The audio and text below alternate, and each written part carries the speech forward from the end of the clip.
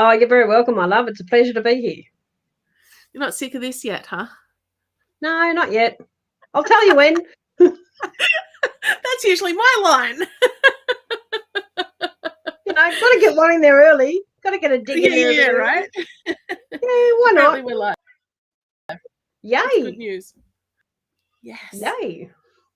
Maybe we should maybe we should share the page. Oh yeah, sharing's a good idea. We've got 2 people watching. Who are the 2? We've got Stella. Oh, we should have Michael watching at some point.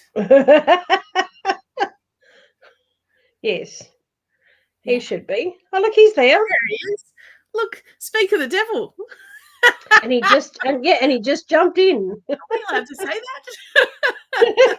that? Yeah, it's Michael. We can.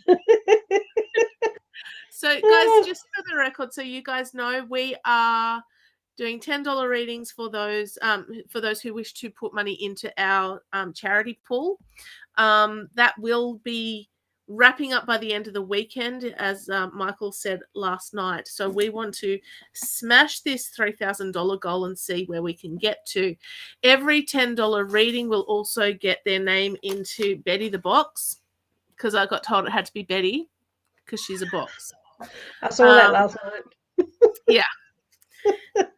Yes. Very important. So any $10 reading will go into that. Any donations, you're going to have to tell your little secret. It's not a secret when you put it on for socials, is it? No. It's not a secret. Well, you continue. I continue. Okay, so at the end of the night, I will draw a name out of this, and they will get one of my mini programs. Not Bob Renee. Not Bob. Betty. Betty. Betty. Betty Boomer. I'm not a boomer. Okay. Let me just sit back in my chair and have a nap. No. And then, in true sacred psychic style, Mystique is offering a 90-minute reading, all the shiny bits, valued at $360 to the highest bidder tonight. The person who donates the highest amount of money will take that home. Well, winner. Not physically take me home, but that could be arranged too, depending. I mean, that can be arranged. I'm sure that you enjoy the company. Yeah, I would. We should have like a post-COVID lockdown auction night and just auction you off. Oh, look, hey, bring it on. Bring it on. Wouldn't that be a cracker of a night? Could you imagine? Wow. Michael, get the advertising going for that. That's right. I'd like to see the graphics on that one. Could you imagine some of those spectacular photos you've had with Danina? Oh yes, yes. Some of them. Mm-hmm. Yeah. Oh, there'd be cruise ones. There'd be all sorts of ones, wouldn't there? Oh, for sure. Us behaving normally. Yes. What's that? That's right. I have no idea. Define normal. This is one thing I did learn at uni. I don't know how to define it. So can you define it for me? That's the point. That's 100% the point. There is no normal. There is no normal. Everything is what it is. Correct. And isn't Michael cute already? He's already on it. Put a ring on it, or off. It's off. Hence auctioning me off. Hello, Michael. That's right. Get with the go. That's funny. That's very funny. He's a champion. All right. Now, we already had a couple of people pay. So, actually, I need to write down a couple of names for Betty already. Hello, Fiona. You're here. Helen, are you here? Hey, before we get into readings, can you have a little chat about who your charity is? Sure. I thought you were going to say talk about myself, but that's okay. We don't need to do that. Later. We'll get to that. No, we kind of don't. Well, we don't really need to do that. Well, we can. Look, the people that I've seen jumping on so far, I think they all know who I am. But for those who don't, My name's Mystique, and I'm a natural-born psychic medium, and I've now turned 60, so you can imagine I've been doing it a long time, because I first started talking to spirits when I was 3, so that's a long time doing it, and a long time being connected with spirit, which is a wonderful thing. It's a wonderful gift. I embrace doing what I do, but I do a lot of other things. I mean, I do some life coaching, I do counselling, because I have another counselling side of me as well. I look after domestic violence victims, police crimes, all sorts of things. But also too, like, I do a lot of empowering and mentored, and like, or I shouldn't say mentorship. Whatever your needs are, put it this way, like, with all the years of experience that I've done, and all the training that I've had on the other side of my psychic stuff, whatever your issue is, I can certainly help you move forward in the right direction. My charity for our Sacred Psychics for Charity event, and continuing on, is of course the Women's Shelter for Domestic Violence, and they're based all around Sydney, but they also have a big one, in my hometown as well, and they do some amazing work. They pick people up, like, they look after all the kiddies. They will give them a bed, they will give them counselling, they will help them in court proceedings, they will do everything in their power, and they even at times they'll ring me and say, can you come up and do a seminar, because we've got 10 families here, and they're not seeing the bigger picture. Can you come up and have a chat? And I'll gladly give my time. Like, whenever I get the call, I'll if I've got bookings, work around it, but I will generally do everything I can. And look, sometimes even credit to the New South Wales Police, the local command here, if they have someone that turns up at their station and is upset and has just been, injured through a domestic violence, again, they will give me a call and say, are you able to come up and have a chat, because the person is too distressed to let us actually know who's the perpetrator or what's actually happened, or we can't enforce that person to speak, because then that can come across as a bit of bullying, or whatever the case may be, and they're only trying to do their job. So again, I will go up and I will do everything I can, and and then I'll nurture that person. So it's a tough world, and there's many people in this world that will easily judge, but until even a little part of anyone's stories, please, I mean, everybody has a story, everybody's had a life, everybody, really, I hate the word everybody comes with baggage. It's not necessarily baggage. They come with life, they come with life experiences, and majority of the time, whatever that life experience is, good, bad, or indifferent, it's made them a better person because they're still here. It's made them a better person because they've chosen to move forward with it, and they've chosen to live their life in a different way. If they've had help, so be it. Please don't judge anybody. It's my pet hate in this world, of people being too judgmental. I would have thought COVID would have made people step back and smell the roses, and I'm sure some did. Don't get me wrong, I'm sure they did, and I'm certainly not, not a negative person as such, because I'm always empowering, everybody to move forward.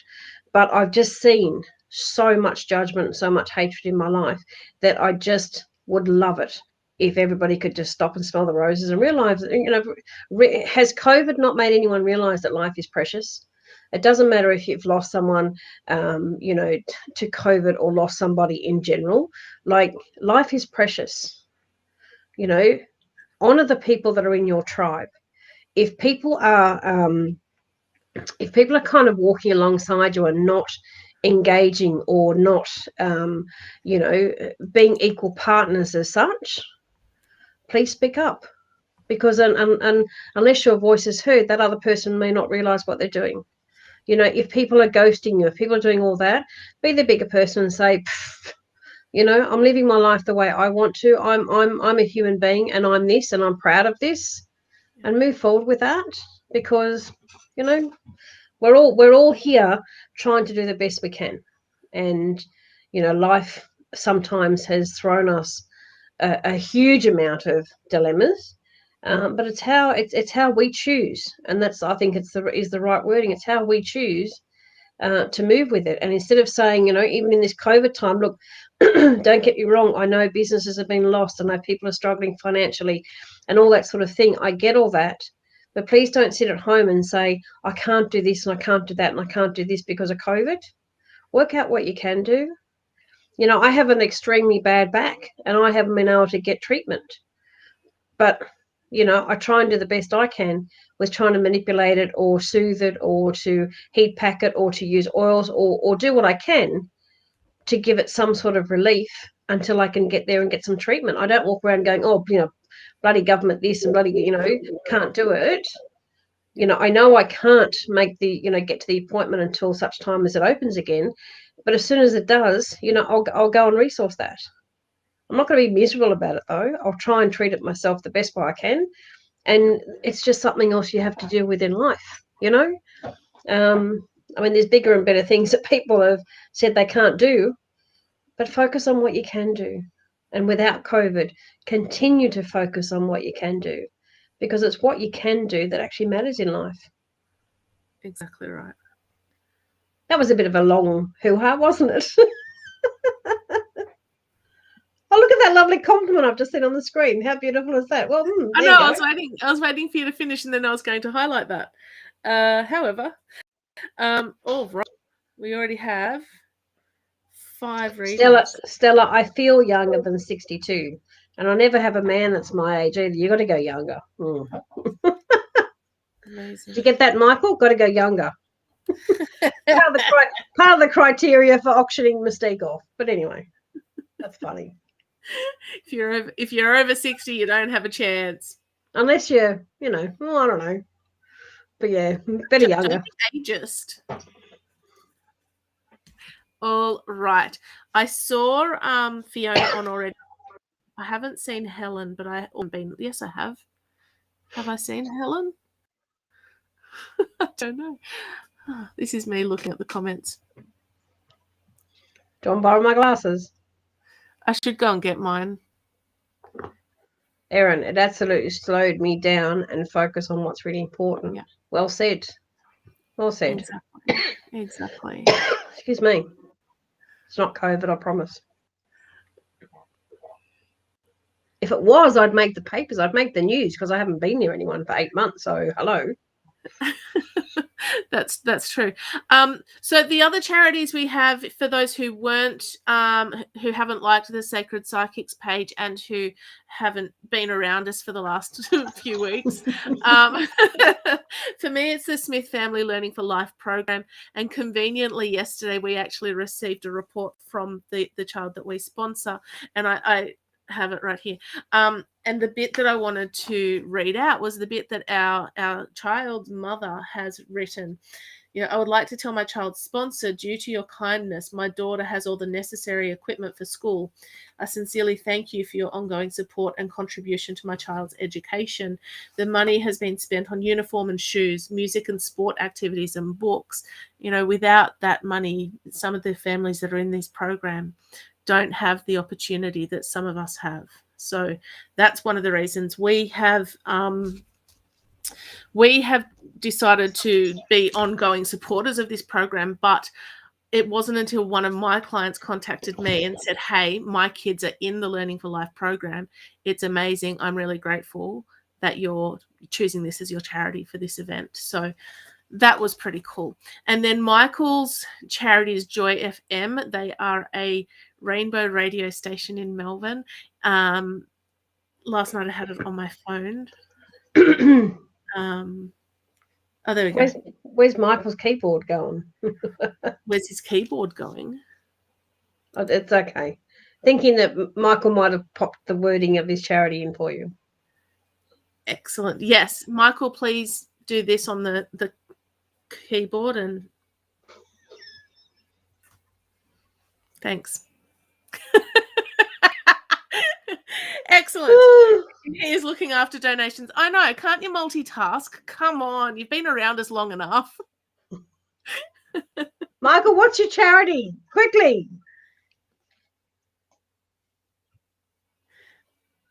Rainbow radio station. That's what I said.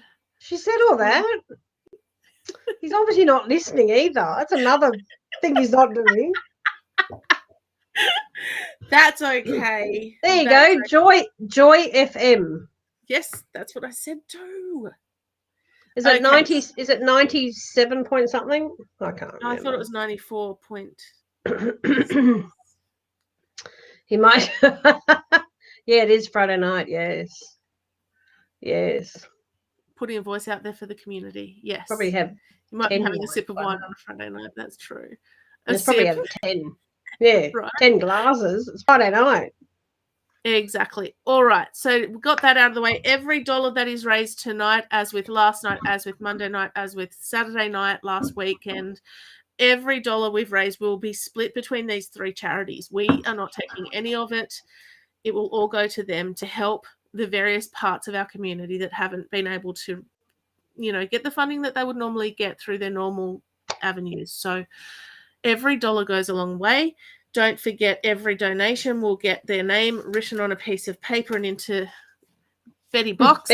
Betty box. I keep wanting to say my box, and that's totally true. However, probably inappropriate. Doesn't come across quite right, but anyway. No, that's right. That's right. The English language, right? To be drawn from at the end of the night for one person to get one of my mini programs, and the largest donation this evening will receive a reading with Mystique. Expand. 90 minutes of me. 90 minutes of pure Mystique madness or joy or marvelousness. Now that's a value of $360. That's amazing. Like that's huge. But before we even start, can I just say every dollar counts tonight. Right. And I think Eileen's already reiterated that, and certainly Eileen and Michael reiterated that last night as well, and we've done that all the way through by saying every dollar counts. But something else I kind of added to the mix, and this is, I'm very appreciative of every donation we've had, but I kind of thought, is there something more that I could do apart from giving our time? So I've actually got 2 massive parcels going up to the domestic violence reviews. One is, and please nobody, no judgment, because unless you've been in the situation, you have no idea. But one bag is complete of lingerie and all matching sets. So a woman that's been disrespected or violated or whatever, they would actually never ever think of that. And that would be the furthest thing from their mind. But when they've had some counselling, when they've had some, they've been in court and things start progressing and they come out the other side, that's a really magical thing that they can actually put on their body, because they see themselves then as a different light and they don't see themselves as a broken person. And then the other bag is just some dresses and some summer stuff, and it's all brand new. And it's a case of, no, I know what it feels like to walk away with nothing. And and I just thought, you know what, I know they will feel special and grateful for every donation, as do we, but I just kind of thought on a woman-to-woman personal note, I just thought that would be, on top of it, just an extra something special for myself, because you have no idea what those sorts of things mean, and they will love every cent that we give across to all these 3 charities. They will absolutely use it to the best advantage for the people that they have going through some really tough times. Yeah, amazing. That is awesome. Yeah. All right. Now, I saw Helen's comment earlier. Her and Jason are standing by. Helen, was it a general for both of you? Just out of curiosity, because I saw you put a general for Jason. I'm now scrolling back again. Specific questions would be great. Like if you've got that burning desire or frightened to ask, or you don't think, you can, please do. This is a space where there's absolutely no judgment. And, I know Michael loves his generals. He so does. I usually say to people, we all have a question that we want answered. If you don't ask that question, you will get what you get. You will get whatever spirit deems is most important for you to receive in this moment. But if Correct. You actually have a question, ask the question. Correct. So, who am I doing? So, Helen has paid for herself and for Jason to have readings with you. And am I doing them together, or am I doing them separately? Am I... One each? Yeah, separate? Okay. And they're both general? Yes, please. Okay. Can we do one now and one a bit later so they don't roll into one? Because Spirit will roll it into one. I kind of know how Spirit works with me, and Yeah, the that's fine. Spirit will just kind of go on and on and on, and it will be meaningful for both of them. Do you know what I mean?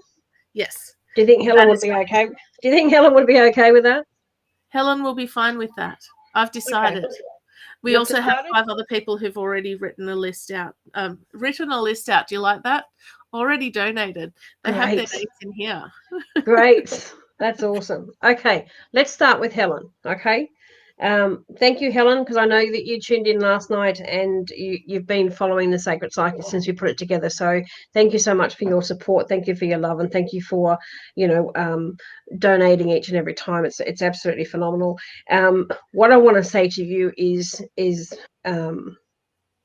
the really tough time that you've had of recent, and I probably only want to go back about 8 or 9 months, having nothing to do with COVID, of course, but the tough time that you've gone through, please, please try and sit with yourself to remove the guilt, because there's nothing that you need to be guilty of.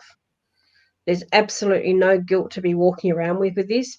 And I know it's painful, and I know it's hard, and I know that you have many, many questions where you kind of don't understand to a certain degree. There's part of me that wants to say that you understand a little, but the finer print of it all, you don't quite comprehend.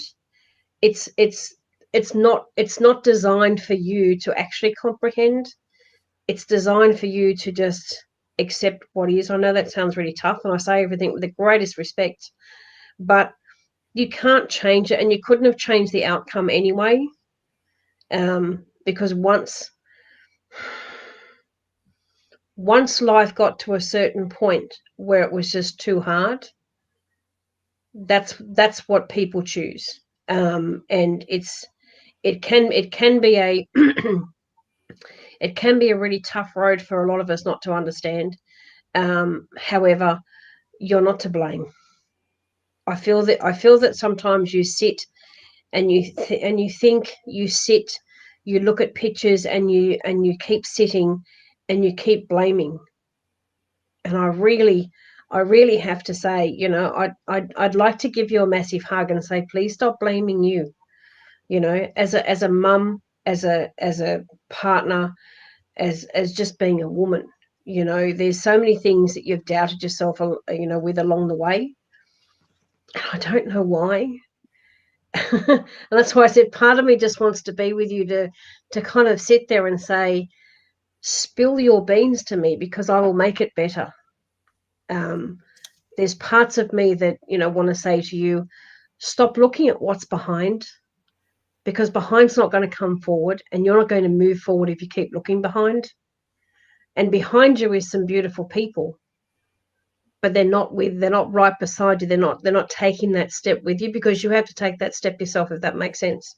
um I want to say to you too, that when you think, because this has come through loud and clear, when you think that you've heard something and you question yourself, because you kind of think, well, I'm not psychic, and why am I hearing something, and who is that type thing.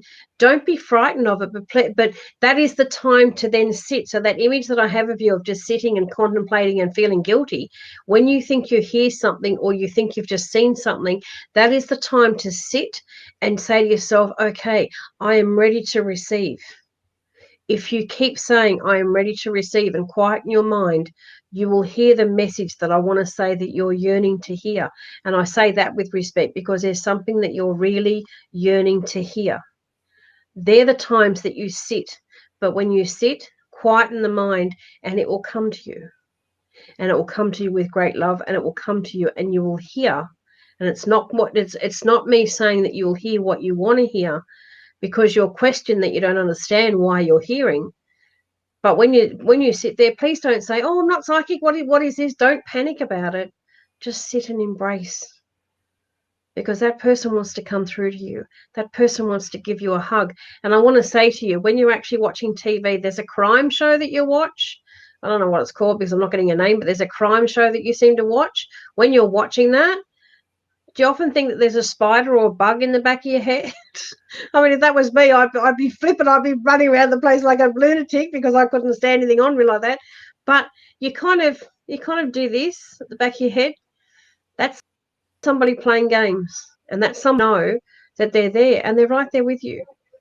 So I hope all that resonates, and I hope that somehow has allowed you to kind of expand your mind a little bit on removing some guilt and actually there with a smile. I know that would be tough, but I do say all of that with respect. And when you can sit there with a smile and enjoy what you open your heart and what you open your mind to actually hear, and you actually feel it, and then you know what that thing is that will be in the back when you're watching that crime show. Can you actually please let us know if you feel that again? Because I'm kind of hearing, wow, wait till she does that again, because I'm going to do it even more because I've just told you. So it's almost like he's going to make himself so known to you. But with respect, I thank you, and yeah, I just hope that helps you.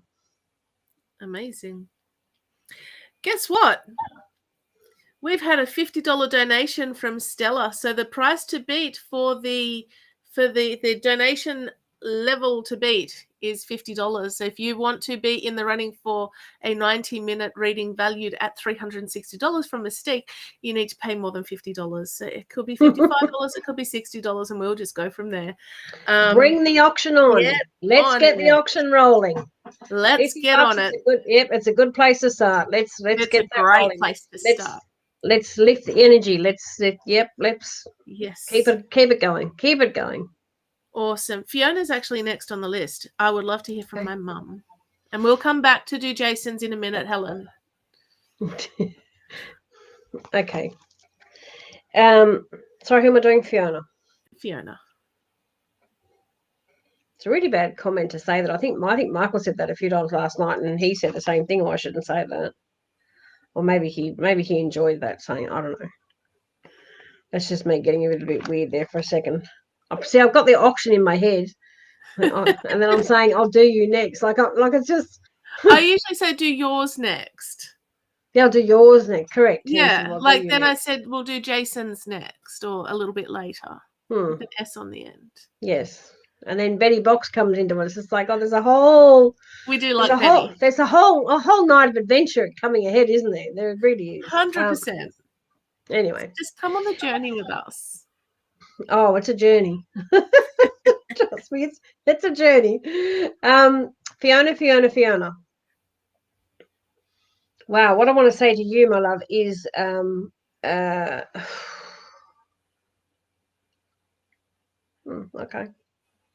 Okay.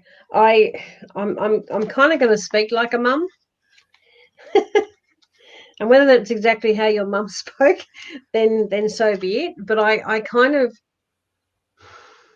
the first thing I actually heard was, oh, for heaven's sake, get on with it, which is really rough.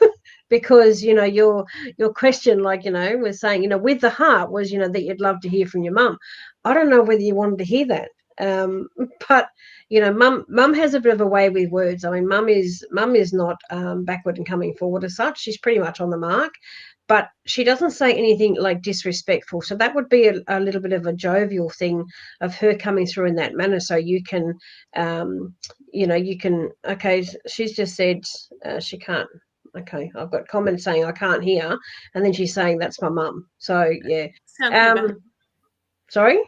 Sound came back. Clearly. But yeah, so it's a way that spirit always says, or gets me to say something that will resonate with you. So that's why sometimes I have to stop myself and say, I say that with respect, because it's just like, oh wow, I don't know if I can say that. But it's kind of in a way mum giving you a little push in the right direction. So mum seems to think that you've been sitting on the fence, and with all due respect, I know I can empathize with you for losing your mum, because your mum's pretty much a pillar of strength, and your mum gave you some really good advice. As a child, she tried to, but as a child, you're a bit of a rebel, I have to say, and that's okay. Because there's absolutely no judgment, but there was a funness about you that mum didn't stop altogether, but sometimes she had to sort of speak a bit harsh for you to try and understand. But later on in life, look, she was your best friend. She gave you some really good advice, and at the end of the day, for a mum to say, especially from a spirit world, for mum to turn around and say, for God's sake, get on with it. It's more about her not wanting to see you sad, not wanting to see you miss some opportunities, because in all honesty, she'd rather see you smile than see you sad. And we all have sad moments, don't get me wrong, and we all do, and we honor those. And I sort of say to people, if you're going to have a sad moment, please continue. Don't hold it back. Like you need to release that, because it is part of healing when you're releasing that sadness. But it's mum's way of saying, stop missing out on some opportunities. It's not her saying stop feeling sorry for yourself. I mean, I don't think she'd go that far, but she's now smiling at me as if to say, well, I kind of am. But it's a way of mum acknowledging that she knows that you did it tough, and she knows that you miss her, and she can feel that you miss her, and I know that you can feel her. But it's about actually looking at it and going, you know what?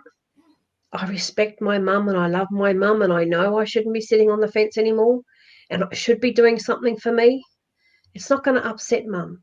It's really not going to upset her, because she wants you to move forward with this. She wants you, be her and take that leap of faith. Be the wonderful champion, I want to call her, and do it, because mum kind of had a bit of a no fear factor.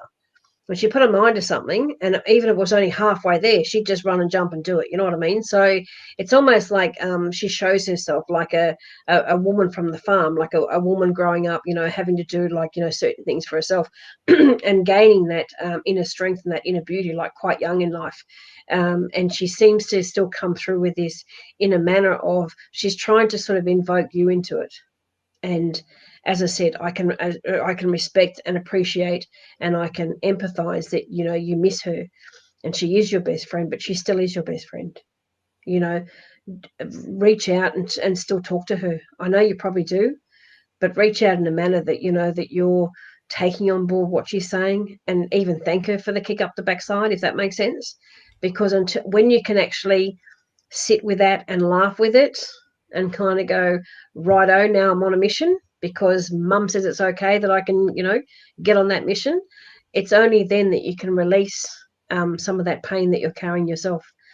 So I thank your mum for coming through with those, those words. And I always thank Spirit for their kindness. But thank you for allowing me to bring to mum. Amazing. Did you want to go back to Jason, or did you want another one in the middle there as a No, another one, that'd be good. Awesome. We've got Renee. She's done a sneaky and paid twice. Oh. Yeah. The first question she had was, what do you see for the next 6 months, please? But she also says any message from her dad. Okay. See, I knew it was all going to be mediumship. Yeah. The minute Mystique's name goes up, it's like, oh, beauty, who can we connect with? But that's okay. That's what I am. Okay, next 6 months. And Dad, was it? Yes. Dad's a very proud man, isn't he? Okay. Dad said, okay, wow. Okay, Renee, I have to be a little bit blunt. Dad sees your potential. Why don't you? First thing he threw at me. He saw okay.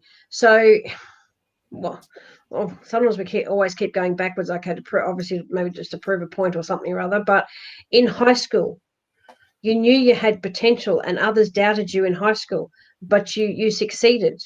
You went on to do some things where I want to say that somebody said that you probably couldn't, but you did. Why can't you where has that warrior woman gone? Where has that potential gone? Like, why can Dad see it, and why can't you? And that's a question I want to throw back to you, because it's kind of like, okay, what has happened that makes you feel like you don't have that potential to move forward? Because I need to say it that way, because if you can't work that out, if you can't sit with yourself and kind of go, oh wow, okay, maybe I'm looking at things a bit wrong, you won't be able to move forward for what I see in the next 6 months. Like, I could tell you that everything would be wonderful, but it wouldn't work out that way if you're feeling the wrong way about it, if that makes sense. And what I have for you is that when you decide, I have to say it this way, when you decide that there's something better in your I want to say in your employment. Okay, I stepped. I look and go, what is that comment? Is that comment for me? But yeah, when you can see there's actually an opportunity blaring you right in the face and you keep missing it. This is probably why Dad has come in and said that, like, first up. I think you're looking at a change of scenery with your workload, but I think that you don't think that you have the potential to actually do what the job is there right in front of you. So I think that there's a huge amount of doubt, a huge amount of like your self-confidence. I don't know what happened 6 months ago, but whatever did happen 6 months ago, need to do like a bit of a healing thing on that. Even if you sit down and if you don't want to do a healing process, do some manifestation, like talk to yourself in a different manner. You seem to be talking to yourself in a bit of the wrong way. Okay. I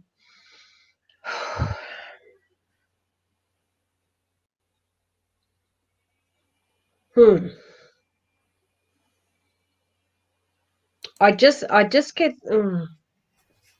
I just get with Dad that if he was sitting beside you right now and gave you, okay, I have to look at what he's showing me here. If he gave you one of those hugs that you remember as a child, so there's a particular hug that he gave you as a child that really made you feel safe, that really made you, God, he's almost bringing me to tears with the hug itself. My goodness. Whenever anything happened to you, there was this particular hug that he gave you that, if I want to call it a B hug to, categorize it, then so be it. But it was a hug that you 100% knew that you were safe, knew that he would protect you. Remember what that feels like. That's what he's giving you right now. I kind of even, as a bit of a joke to him, want to say, get off my back. Because, nobody's actually hugged me in that way. And I'm kind of like going, do you have to do that to me? Because then it makes me go, oh my God, I've never had a hug like that. So it is, he's a man of wisdom. He's a man of character. And I keep getting this work thing of, if you miss this opportunity, there ain't going to be another one come around for about another 2 years, and you're going to really kick yourself over this. So whatever has gone on 6 months ago, please leave it there. Like, don't keep kind of bring it forward going, oh, but if I did this a little bit differently, then that may not have happened. Or there's too many what ifs in the equation. And what if means that you're catastrophizing actually what actually happened. You're overthinking too much. And the more that you're overthinking, the more steps you're taking backward instead of going forward.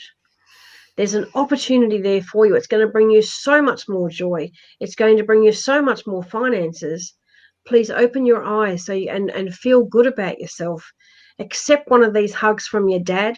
At the minute you know that you've felt that, you're going to feel so much better, and the confidence is you is going to lift sky high.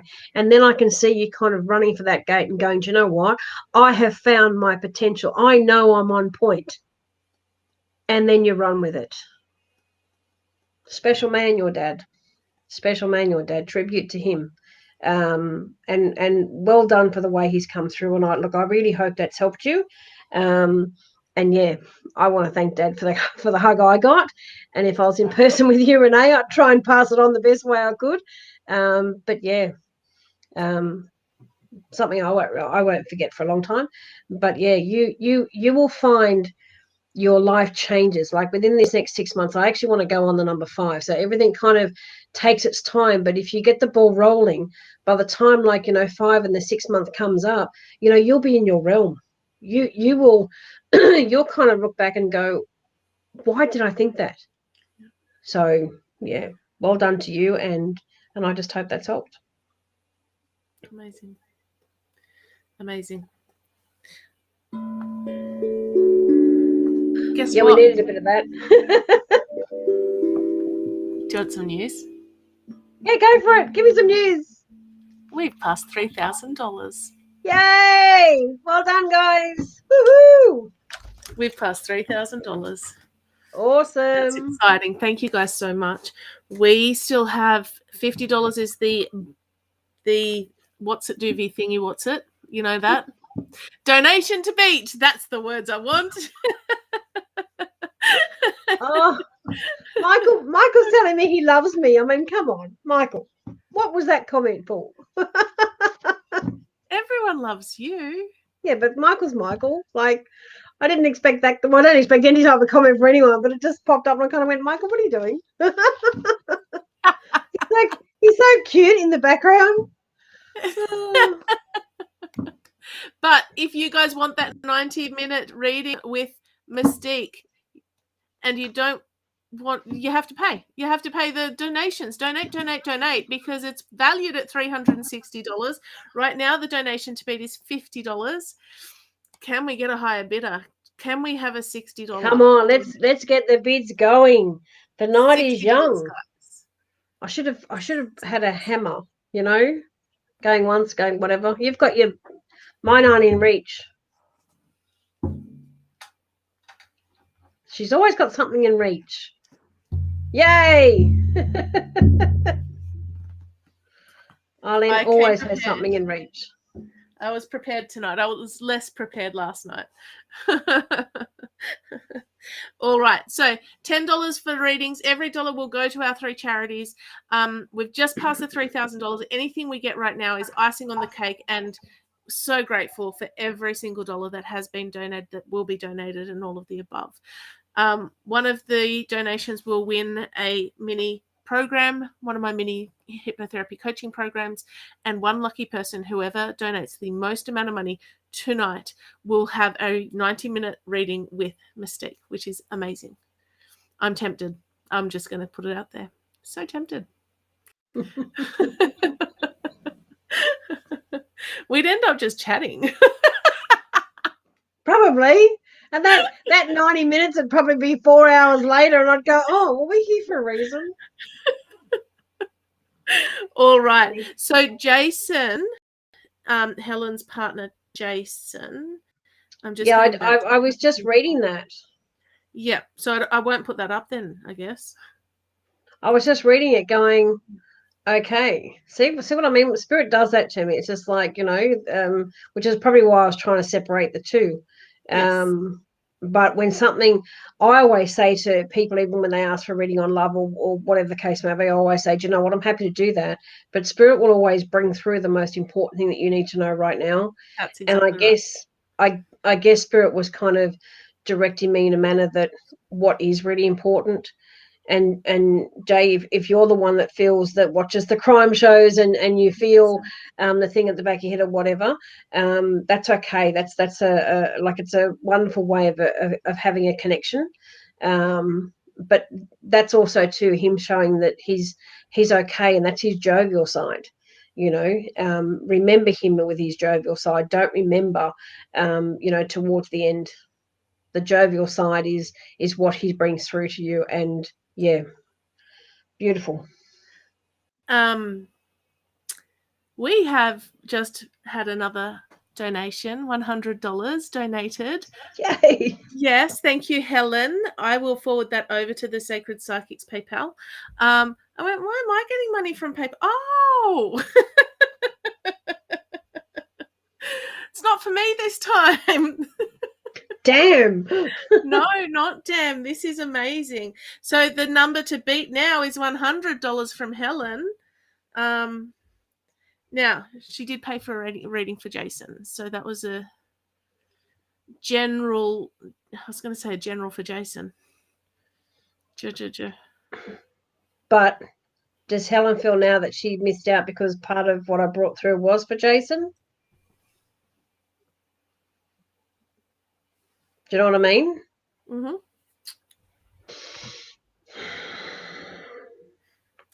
I guess probably too, like, you know, with reconnecting, Helen, I want to say to you that, you know your son is okay. You know that because he's showing some jovial signs in coming through and recognizing, you know, what Jay does, and I kind of have to say, like, you know, is the crime shows for anything significant? Is Jay trying to find answers that really aren't there? I have to bring that forward, because if he's looking for any clues or trying to even use that as to try and work out why or how or whatever the case may be, there's no need for that. But if he's just watching because they're fun to try and work out yourself, that's all a good thing. Helen, I want to say to you too that your heart is still damaged. Your heart is still, taking a bit of a hit with this. And I do want to say that there is guilt there with you, and that's what I started saying like initially before I kind of went on to the crime shows and whatever else for Jay. But if there was a bit of disconnect in between, even from both of you. Sometimes we have to disconnect to work out what's valuable. And if you reconnected not long before his passing, that's a beauty. I mean, I'm not, I don't want to take anything away from your reading, but just to kind of get you to understand that is I had a post on my page today because it's actually a long time ago, since it's my father's death anniversary today, and he's one of my main spirit guides. And he was, and I can say it, and he won't do anything nasty because spirit is just energy. So people worry that, if you talk bad about the dead, they're going to do something. And that's absolutely not true. My dad was a terrible dad. He was violent, he was vicious, he was an alcoholic, and all sorts of things. And I never even wanted to go into my home after school. It's the only time I've even lied in my life. I would make up lies that I would have to be somewhere else. I would, be in a kid's home down the street, and I'd say to that kid's mum, but nobody's home, and my mum asked if you could look after me till 6 o'clock, because then I knew that somebody else would be home at 6 o'clock. So I had to kind of make up things because I didn't feel safe. So he was a dreadful person. But when spirit told me that, and I separated because this went on for numerous years, and and unfortunately my mum didn't get it sorted, but I separated myself. And although he didn't live that far away from me, I didn't speak to him for 20 years. And that was on my terms, because that made me feel safe, and I didn't have to tolerate any of that crap, right?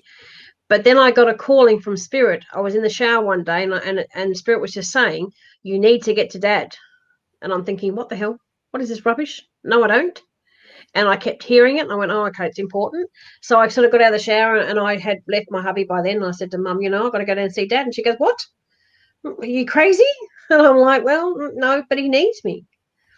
And I went there, and I had my son in my arms, and he just turned 4, and he's now 30. So that tells you how long ago it was. And I knocked on the door because I knew exactly where he lived.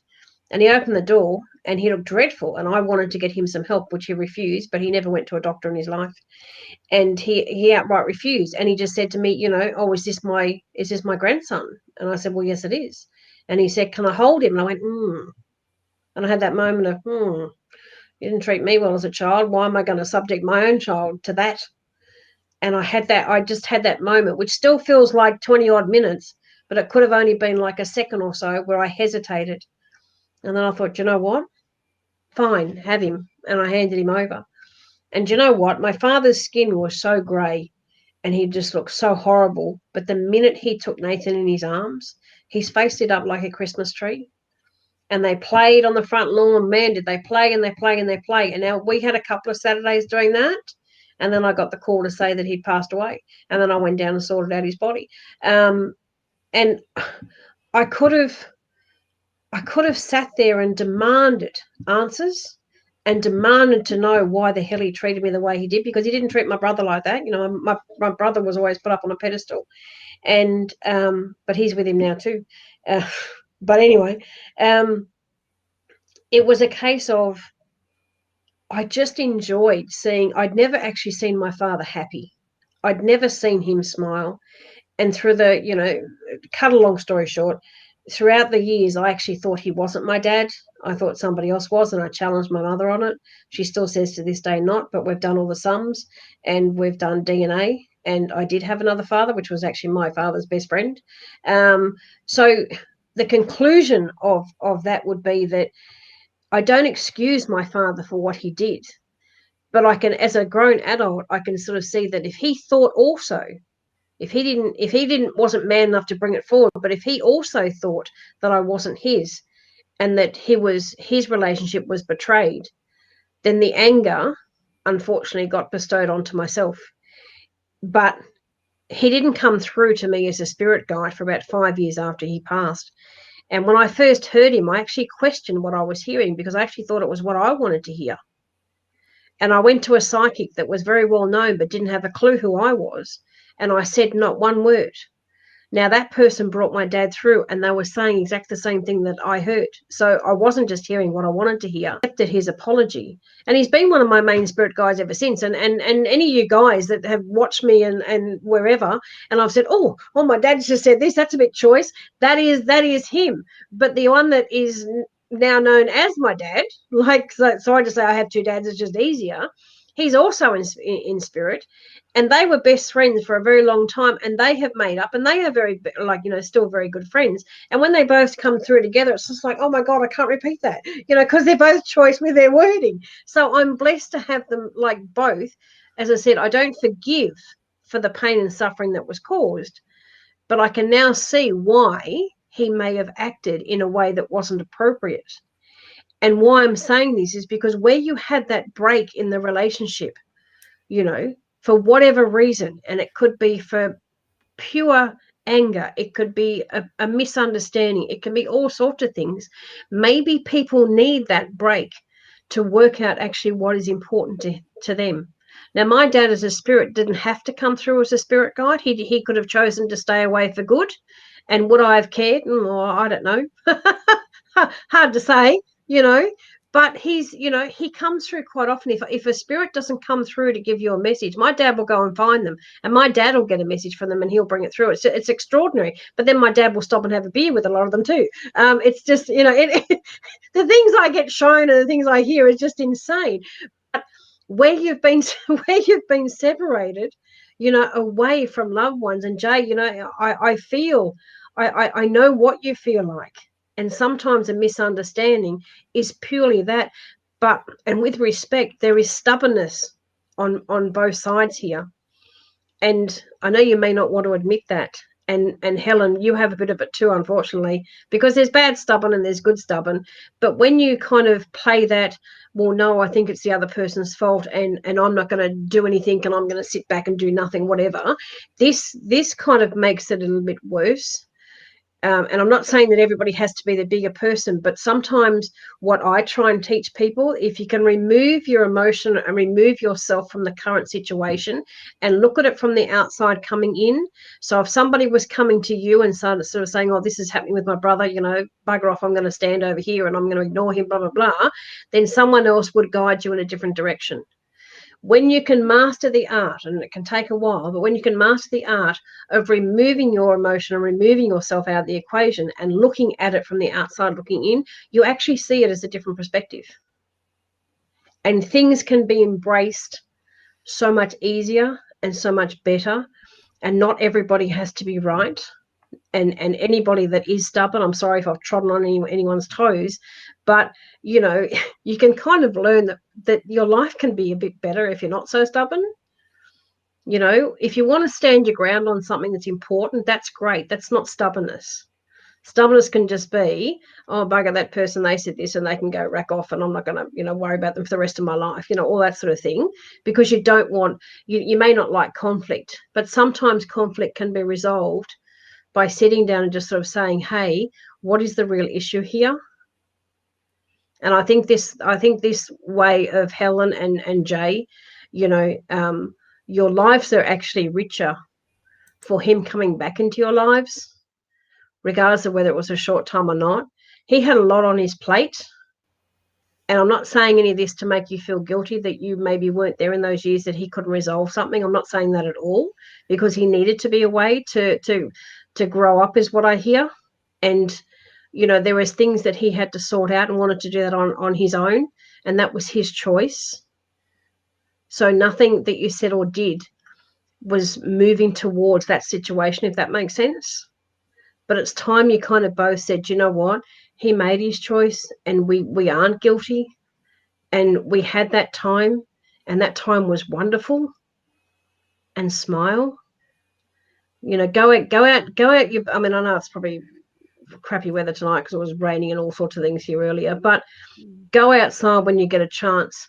Look up to the sky, but do it with a smile.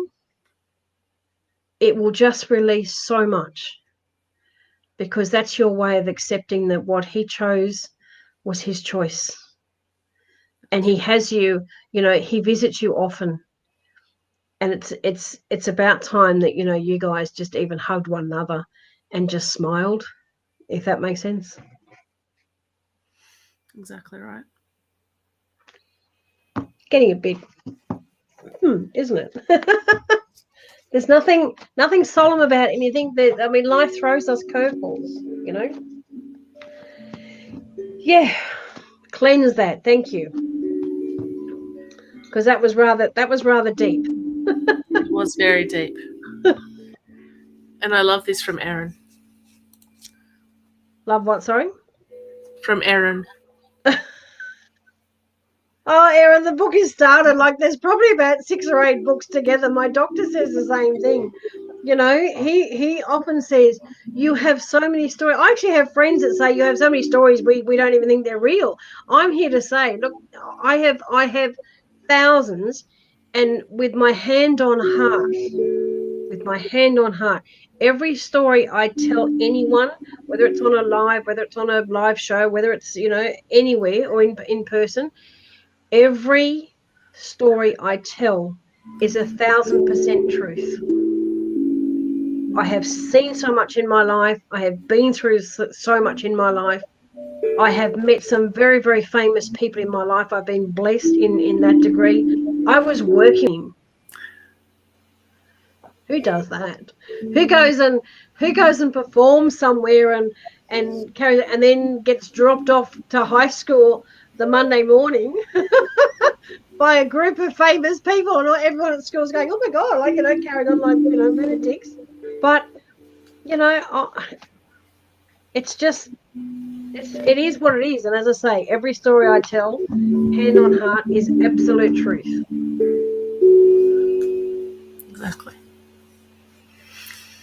Exactly.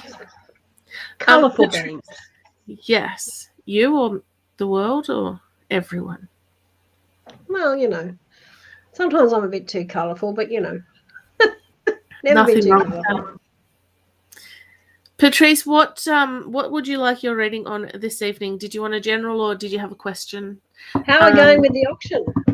Come on, guys, get it going. Top payment is still Helen's $100 payment, guys. If you would like to pip her at the post, all we need is 105. And so if love to hear from my nan. Thank you. I think you did write that somewhere. That's in my head. Sorry. And if it was Stella, all you'd have to do is add up to 100, like more than 100 to be back in it, be back on top. So be 55 from you. Never too much colour. That's right. Absolutely. See, some people misinterpret that as saying, "Oh, but you're too much," and I go, "Really? What is too much?" It's like normal. There is no definition. No. So what is too much? And if my life, good, bad, or indifferent, upsets you, then hey, don't need to be in my life then. Or like, I'm not. My life isn't a competition with anybody else. Do you know what I mean? No, exactly right. I said this to my husband last night. Although I was in a way to my brother. I was in a beauty contest once, and I was actually underage. I was supposed to be 18 and above, and I was 16. And there was all these prizes. I won every heat, and there was all these prizes that came with it, which he could have embraced because I wouldn't have used all these prizes. And then I actually won the grand final. I was crowned Miss Northern Beaches in 1976. My goodness. I was 16, supposed to be 18. And as they were putting the crown on my head, yes, everyone wait for it. Hallelujah, the hair was getting a bit squashed, but it's a crown. It's okay. But my brother walked up on the stage, grabbed the microphone, and told the entire audience that I was only 16. I had flights overseas, I had luggage, I had cosmetics, I had clothes, I had there were so many prizes in this thing. I'd never seen so much. Like, I was only 16, as I said. And that's what he did. Really? You could have had majority of that yourself. Could have just shut up.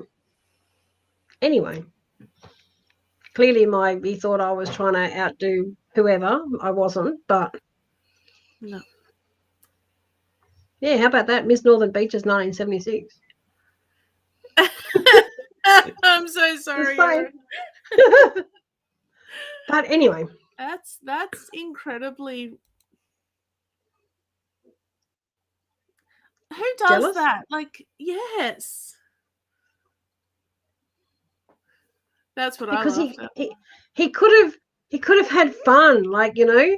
Another thing that he did, even when I did a Coca-Cola ad, like I got a year's supply of Coca-Cola, I didn't drink it, so he got to embrace that. He didn't stuff that one up, you know, because it was just an ad. Well, it's not on TV, but it was just a Coca-Cola ad against Pepsi. Yeah, year's supply of Coca-Cola. Yippee. You'll always be Miss Northern Beaches to me. Correct. Thank you. Vivian, yes, I did. Yes, I did. I was actually, I could feel my face burning. I was so embarrassed. I really was embarrassed. I couldn't believe that he did it. My goodness. Anyway, never mind. All right. Did Patrice comment? Okay. Oh yeah, she wants to hear from her nan. Yes. Who was that? I was looking at Patrice. Yes, we've got Patrice, we've got Daniela, we've got Kylie.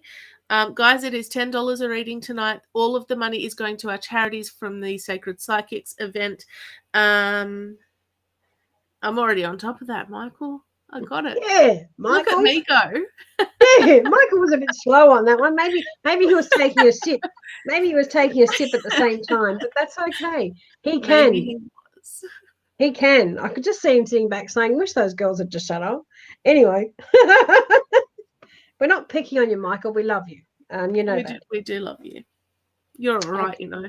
That's my favourite compliment sometimes. What, sorry? My favourite compliment sometimes is, you're all right, you know. Yeah. Well, we'll have you stick around for a little bit longer. Patrice, your nan. I have all of a sudden, because I'm tuning in with you, clearly that's why it's happening, was an extremely wonderful baker. I can smell food. Like I can see, you know how when you have that fresh bread smell or fresh cookie something or other smell or something or other, it's not like as if it's cooking a dinner. It's I guess it's baking, like old-fashioned baking her own biscuits or baking her own, yeah, whatever. Man, she's making me hungry. Because all I can do is smell it. What a champion she is. I guess if she's coming through like that, it's her way of kind of saying, you know, do you know what? I still love to bake. Why doesn't someone else? Okay, Patrice, I had to stop myself there.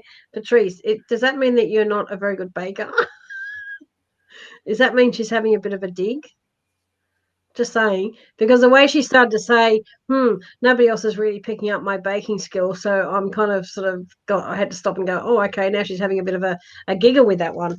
So it seems maybe you're dropping the chain there on all the baking, but you know what? That she's not, and don't get me wrong, she's not mad or anything. That's just her little way of doing a little joke thing. But she seems to, I guess with the baking, it's more about another message too, about eating pure, because when she bakes, she knows what she's putting into that. So sometimes you can't trust everything that I do bake, but not enough. Okay, maybe a bit more then. maybe she's watching you. Maybe you're not doing enough to maybe her standard as such. But, you know, the other message from that really is that, you know, be careful what you're eating. Be careful what you're buying from supermarkets and stuff like that. Sometimes things look good, but she's saying that you react. So when you react to certain foods, sometimes if you like it a lot, you'll continue to have, and therefore creates a little bit of a problem. Yeah. And so she's kind of just sort of saying, and that it's not her saying you're eating wrong. It's just that she's concerned where you have reactions. And sometimes when somebody likes something so much, they actually don't care about the reaction because they'd rather go, no, I'm really enjoying this food. I know what I'd prefer, not to react. Because, yeah, I'm celiac and all sorts of things. And, man, if I react, I react. And I think Eileen's looking at me sort of saying, yeah, I know that feeling well, because she's probably worse than what I am. and knows that if you put the wrong thing in your body when you know it's wrong, my goodness, why would you want to do that to yourself? So Nan's just kind of saying, like, when you bake and when you cook, and you cook from start, you know exactly what you're putting into it, and therefore you won't have she's coming with the other word, you won't have the bloating that you seem to have been having, especially in the last 3 to 6 months. So there seems to be a bit of a gut issue going on in the last 3 to 6 months, and Nan's well aware of it. So that's probably her with that wooden spoon saying, oh, you're not doing all the baking that I used to do, and if you did, you wouldn't be having this problem. With all due respects to that, though, there's more than meets the eye with it to me. And I'm not saying there's a massive problem as such. I'm not saying it's a medical thing that you need to, go run and get it sorted. But I do want you to keep your eye on it, because sometimes it's just not about the food. And you do carry a lot of stress. You carry the stress in your shoulders, and you carry the stress at the base of your neck. And my neck's already having a bit of a drama. I don't need your drama on top of it, if that makes sense. I'm trying to be as polite as I can, because it's quite painful. And, I kind of even wanted to snap my own neck so I get that crack feeling. But that's where you carry your stress. But also, too, you carry the stress in the bottom of your gut. So from, carry it in your head. Then there's got to take something maybe to get rid of that. Now I can't be bothered cooking because I need to, just eat. And sometimes meals can get out of whack, and then there's the gut issue. So it's kind of like a domino effect here. So I guess that was Nan's reason for initially bringing up the baking. But I also want to say to you that Nan watches over you, and there's a decision that needs to be made on something. And that decision, I think, is due in a couple of weeks' time. Please respect what that decision is. I know there's probably some confusion around it, but talk to your loved one. Talk it through, and talk it through more concise than what you're talking at the moment. There seems to be something that you're missing out of the equation, something that you kind of maybe a little bit hesitant to say. Please feel free to say that, because even Nan is saying, when you talk with confidence and being concise in what you're trying to get out, people respect that. Okay? So whatever that decision is, I know you'll come up with the right answer, because Nan's waving I won't say you will kind of waving the wooden spoon at me, but she's agreeing and virtually saying she knows sometimes things can be tough, but please trust the person you're with to be able to express it in the manner that it deserves. So I hope all that helps you. And your Nan is divine. Your Nan is divine. Awesome.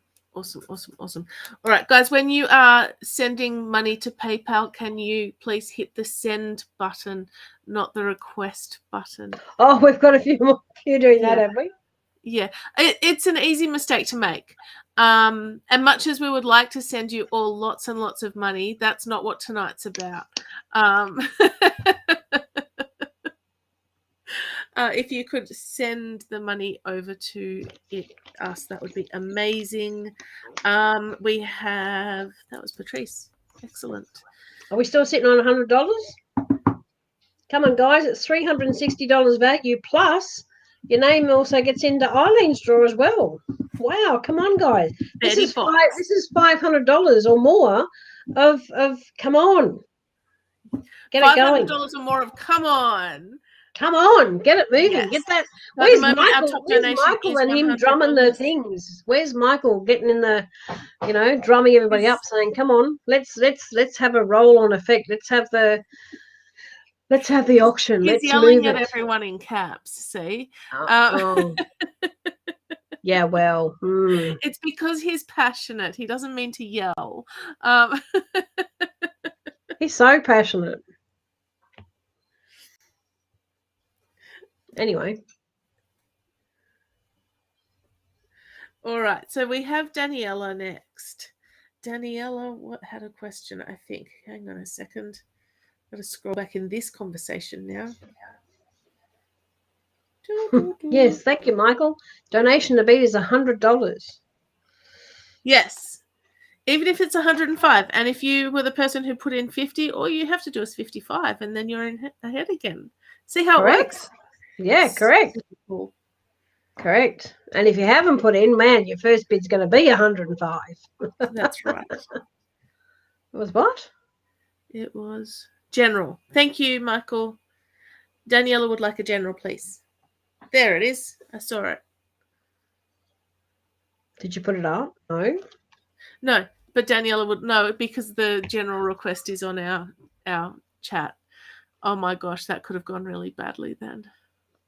Could have. Is she on the thread still? Where are you, Daniela? Daniela, if you're here, pop a little comment up so that I can click on your face. I mean, on your comment. I'm doing really well tonight. let's put it down to so many hours.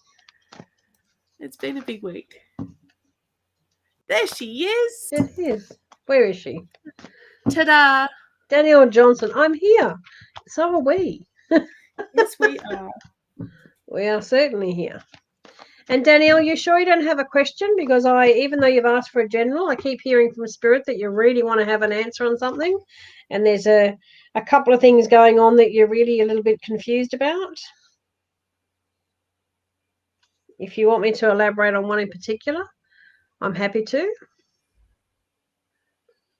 If not, I know you're here. I know you're watching. It takes a bit of time. Give her a moment. And then give technology a moment to get it to us. Remember I said that, so, yeah. Well, I mean, I'm normally patient. How's that working out? Good. Oh, that's choice. What do you see between me and my husband? Well, okay, that's better. I kind of went, I didn't actually think hubby was by your side when I saw, and then when I saw that question, I kind of went, okay. So I'm glad you popped in the other couple of words. What do I see around that? Well, okay. I'm being shown that I have to make sure I got all the words right here. I'm being shown that there is still love between you, but one party has lost respect, and I say that with the greatest respect because that's really tough. But when certain things are said, you can't always take back. Well, you can't take back what you said because the spoken word is spoken. And some people say things in the heat of the moment and they say, oh, I didn't mean that. But actually they did, because deep down they must have been thinking of them somewhere along the line, or somewhere, for them to actually come out and say it. But what I want to say to you is tread carefully. And what I mean by that is that you have to be 100% knowing in your heart and knowing in your head that the words that are coming forward right now are actually 100% true, and not just words that you may want to hear, because I feel that he's actually stuck on some words and doesn't know how to express himself to the true word. And that's what I hear. It's almost like if I say something to just appease her, then everything will be okay. And I don't want to be disrespectful to your husband either, but there's just part of him that in normal life that he doesn't know how to, he doesn't know how to share his emotions to 100% in wording, if that makes sense. So therefore it's difficult now for him to kind of get you to understand where he's coming from. So there's that, to me, there's just some conflicting stuff back and forward that's actually not making sense. And I think it's confusing you even more, because some things that are being said, it's kind of like, well, where does that come from? That's coming from left field type thing. So I don't think he really knows that art of communication, and he's certainly not going to learn anytime soon, because in some senses he'd rather sit on the fence, and he seems to think that what he's saying is enough. But I want to say what he's saying is nowhere near enough. And I think that's where the hesitancy in you lies, as in a sense that you don't want to put too much forward, because you're not getting enough back at this point in time to actually go, do you know what? This is really going to work, and I'm really happy, and all this sort of stuff. So you have question marks around whether you take on board what he's saying, to me, so little, and whether you trust that, or whether you actually wait and dig a bit deeper into getting him to try and explain himself, and getting him to kind of, I have to say it as I hear it, to even value the person that you are. Because I think there's some sort of expectation in him that instead of valuing who you are, it's like an expectation that I expect you to do this, and I expect you to do this, and I expect you to do that. But he's not valuing who you are and what you bring to the table. And therefore, I think some of those early little arguments that were said was around that.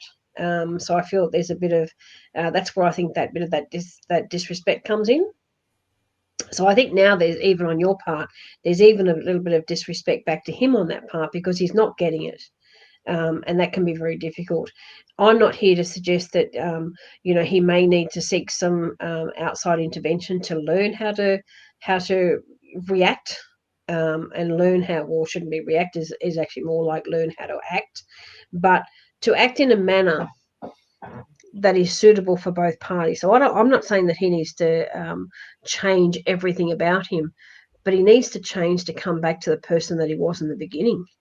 Because events happen through our life where it might make us angry or frustrated, for a short amount of time, but we all come back to being the true person that we are. We don't just, unless you're a thanks, Dad. He's saying unless you're a psychopath. That's what he says in my ear. See the choice things that he says. It's just anyway. I'm not saying he's a psychopath. That's just my dad being a bit silly there. But it's a case of people change if they actually want to change. But people who don't want to change, if they just change for a short amount of time because they're stressed out or whatever, they will come back to being the person that they were in the beginning. Or they need to seek help to be the best versions of themselves, so they understand the quality of what they're giving to the relationship. Either or, that's what needs to be done there. Because I just think there's this miscommunication thing, I think, is really irking you. And I think you'd rather say, do you know what, just put all your cards on the table and just, pardon the pun, but just put all your cards on the table and just and tell it like it is. Because he just doesn't know. I don't know what's gone on where he just doesn't know how to share emotion anymore. And I want to say there was times that he did, and it's almost like, well, I don't know how to do it now, and that's going to be my little scapegoat type thing. And all he needs is a little bit of a hand. Like, I don't know if he would be man enough to seek out help so he knows how to be the best version of himself. But that's kind of what needs to be done, because until he does something like that, I kind of said that if the relationship gets back together, then it's still going to be that a little bit of that resentment. There's still going to be wrong words being said, and it's all going to happen all again. So I don't know where you sit with being able to communicate that to him or to somebody close to him, where he, again, with a bit of stubbornness, but hopefully he doesn't get offended if someone can actually tell him that and virtually point him in the right direction.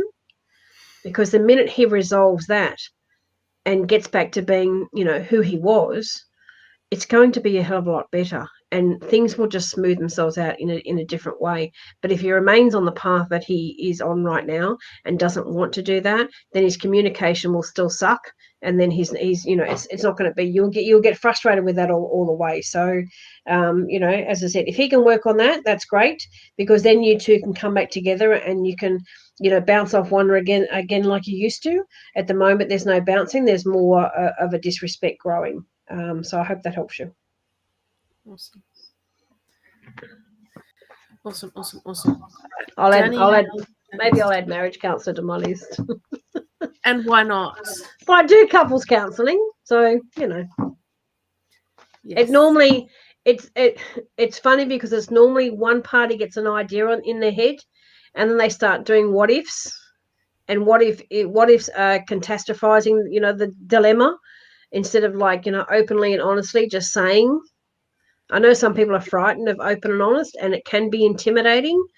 But if you don't know, kind of like if for instance, if Eileen and I had a drama, if I didn't tell Eileen exactly what it was that was making me feel bad, or a feeling that I was getting from what she was saying, if I didn't pull her up on it, then I'm kind of sitting back going, well, what if she meant this? Or what if she actually thought that? Oh my God. And then I'm catastrophizing the whole thing instead of just saying, hey, Eileen, you said this last night. Didn't quite understand it, but actually made me feel a bit crappy. Can you just let me know that? And then she explains it and then it's all good. Do you know what I mean? Yeah. Simple art of really keeping just honest and abreast with one another. Yeah. Exactly right. He turned to alcohol instead. Okay. Well, his loss. His loss, because if he's going to think that that's going to fix him, or if that is going to help the scenario, he's just worsened the scenario. Right. And he's not going to have a level head to discuss things in a proper manner if he's going to use alcohol to, as the excuse or as something that makes him feel good. And his loss at the end of the day, and that's really sad. But if somebody, and even if it's not yourself, Daniela, if someone else that that is close to him can get into his ear, and just where he can be willing to have an open conversation, and maybe there needs to be someone else in the room. So there's kind of like, I don't want to use the scenario of a court where you've got a mediator, but someone like a friend or someone that can be, and maybe give it a last hurrah to just see if some honesty can come out. Otherwise, he can have the alcohol. Yeah, 100%. I know you're trying, Danielle, but sometimes you have to let a process happen before reality really kicks in. At the end of and that's obviously also too with the alcohol. That's where the respect is gone as well. So yeah, sad, but yeah, that's hard. It's relationships are not always easy. No. Hence why I'm going to be auctioned off. Because there's two people involved. Yes, let's set that up. When are we auctioning off Mystique? That's so funny. It won't be win a reading with us. We win a date or win a date with Mystique. Win something with us. My goodness. Not tonight. No, not tonight. Still in lockdown. Don't get all excited yet, guys. Could you imagine that? How cool would that be? That would be That'd be amazing. That would be that we could have. We have like Mystique moments. I mean, I'm sure I'm wondering when Michael's going to jump in there with that Mystique moment thing. But we could have this whole, we could be a different RSVP. We could be a Sacred Psychics for Charity. I'm not a charity, but food for thought. We'll have to process that one. Kylie, can you put a comment in to let us know you're still there? I know that Kylie was after a reading. I'm doing well. I can't see where. Okay, I can't see where it is written. What it is. Come on. I just want to say to everyone that's watching. I know people do it hard and tough in COVID and all that sort of stuff, and we've all lost money and all sorts of things. But all of you have seen the connection with spirit, so you're kind of gonna know what's going to happen in 90 minutes. Some of you are going to kick up the backside, but some of you will embrace other things. So 90 minutes is massive. That's huge. That's an amazing reading. It's huge, and it will bring you so much to your life. So get the auction going. Current bid is 100.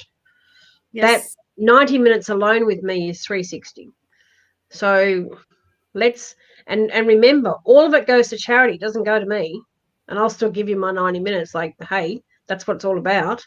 That's right. But every single dollar goes to charity. So the first bid I know will sell her at 50. So if she wants to beat 100, then she just has to put in another 55.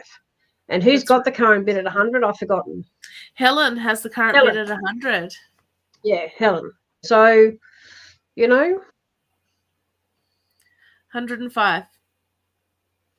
105 is all you need to get that next level. Get it going. Let's really support these charities. Let's really. And in all honesty, a reading with you isn't just a reading. No. It's never just a reading. I know from the readings I do, it's never just a reading.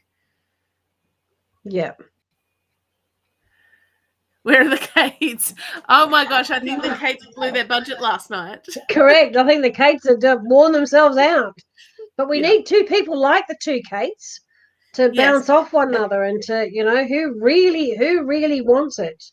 Who could really benefit out of that?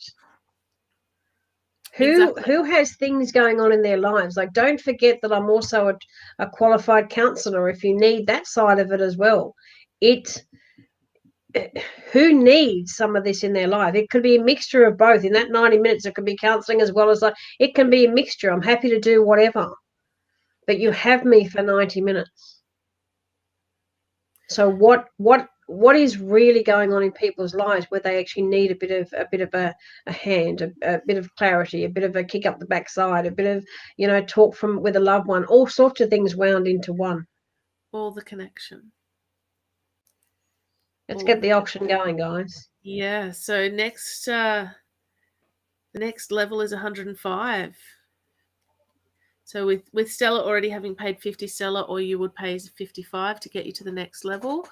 Anyone else? It'd be $105. Dream to come true. Exactly right, Jean. Exactly right. All right, we've got Kylie. Kylie, where are you? Oh. Do you have a question?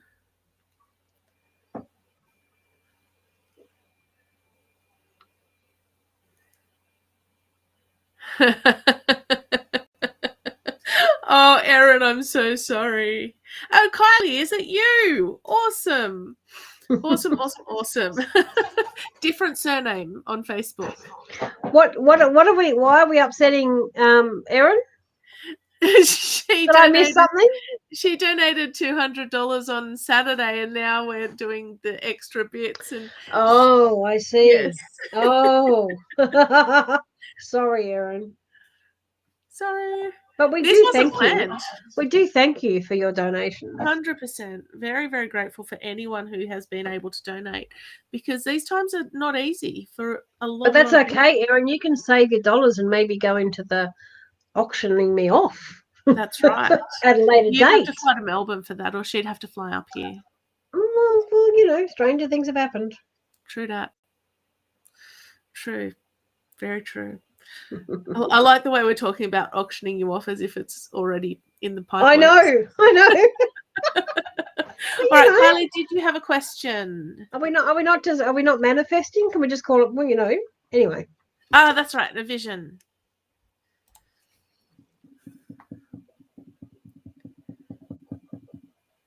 What was her vision? On the vision. I was going to say, what was your vision? I could have plenty of vision. I could give you plenty of visions, but if you have the vision yourself and you don't understand it, then please elaborate so I can siphon the vision.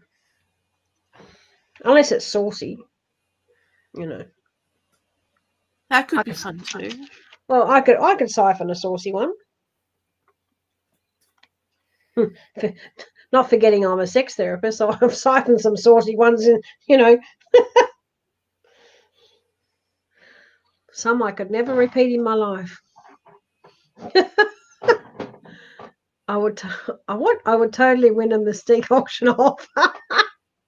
At 11, I like it. Kylie, what was your vision, please? We know you're still here. We think. It's only 2 minutes ago. Typing. Give her a moment. That's right, because I'm a bit like that with typing, aren't I? That's all good.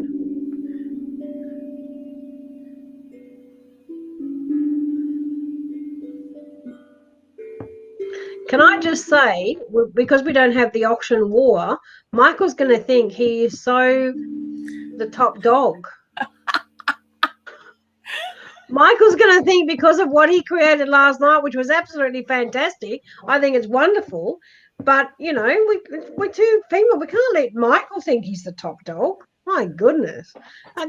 His head won't fit into a room.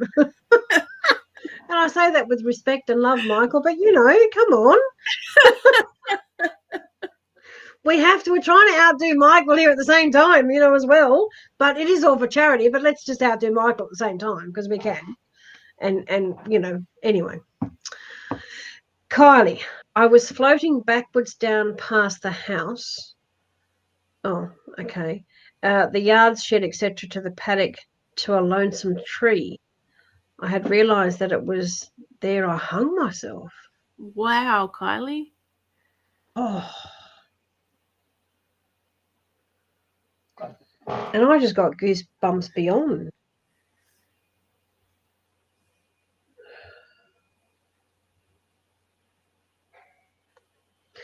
Before I read too much into that, Kylie, is there actually somebody that you know that passed and you don't know what they passed from? Oh, I just got the worst amount of goosebumps.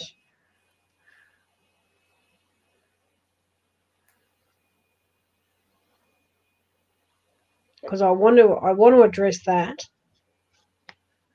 first. No, okay. Okay. So I just have to say to everybody's watching, and I know with Helen and Jay, I know that scenario, but if there's anybody else that has lost somebody through hanging themselves, anybody else on this thread, can they please put their hand up, because I think that person is here, to be quite honest, which is why I got that first amount of goosebumps. So I needed to say that to be able to put it out there, so I don't get that confused with the vision that Kylie had. Because the minute I read that word was the minute they kind of popped right beside me, and I was just as cold as ice. So there's obviously somebody here under that scenario that did that actually wants to connect with somebody that's possibly on this thread. So I will see if anybody does take that. If not, it could just be someone like a lost soul trying to find somebody, and that's okay, because if that's the case, I will then put them to the side and I will sort them out later. That'll be something to look forward to, but that's okay. That's just what I do. Okay. The vision itself, and I have to look at it in a totally different light, and I want to say to you, you must have woken up and scared the living daylights out of yourself, because if you visualize that completely, and even the color, the tree, everything around it, you must have woke up in the biggest fright of your life. And I would probably want to say to you, you probably checked your breathing, your heart rate was probably going 1,000 miles an hour, and you wanted to make sure you're actually waking up in your own bed or wherever, rather than waking up, in spirit world yourself. And part of me wants to say it's a really quick ending. So it's not about you actually being in a bad place to be thinking that way, because I don't believe that 100%. And I believe that there's something that needs to come to an end in your life, but not your life. Do you know what I mean? So there's a massive decision that you have to make. There's a massive decision that you've been sitting on the fence with, and I want to say it has to do with you yourself.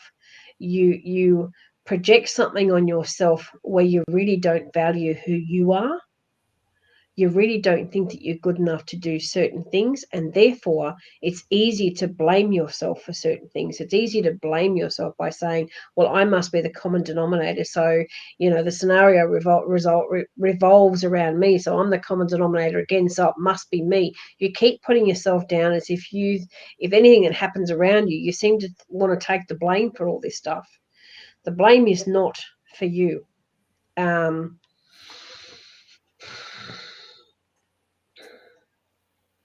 I think that the way that you have envisaged what you saw in your own vision is you, in a way, subconsciously, actively taking the role to kind of go, do you know what? It's about time I did something about something, but I'm too scared to. Am I frightened to take that leap of faith? Yes, you are.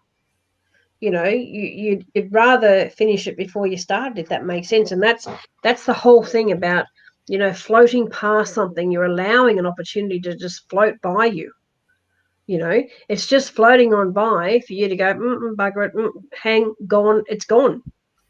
So to you, you've allowed it to go by and you've decided, no, I'm not good enough. So there it is, it's gone.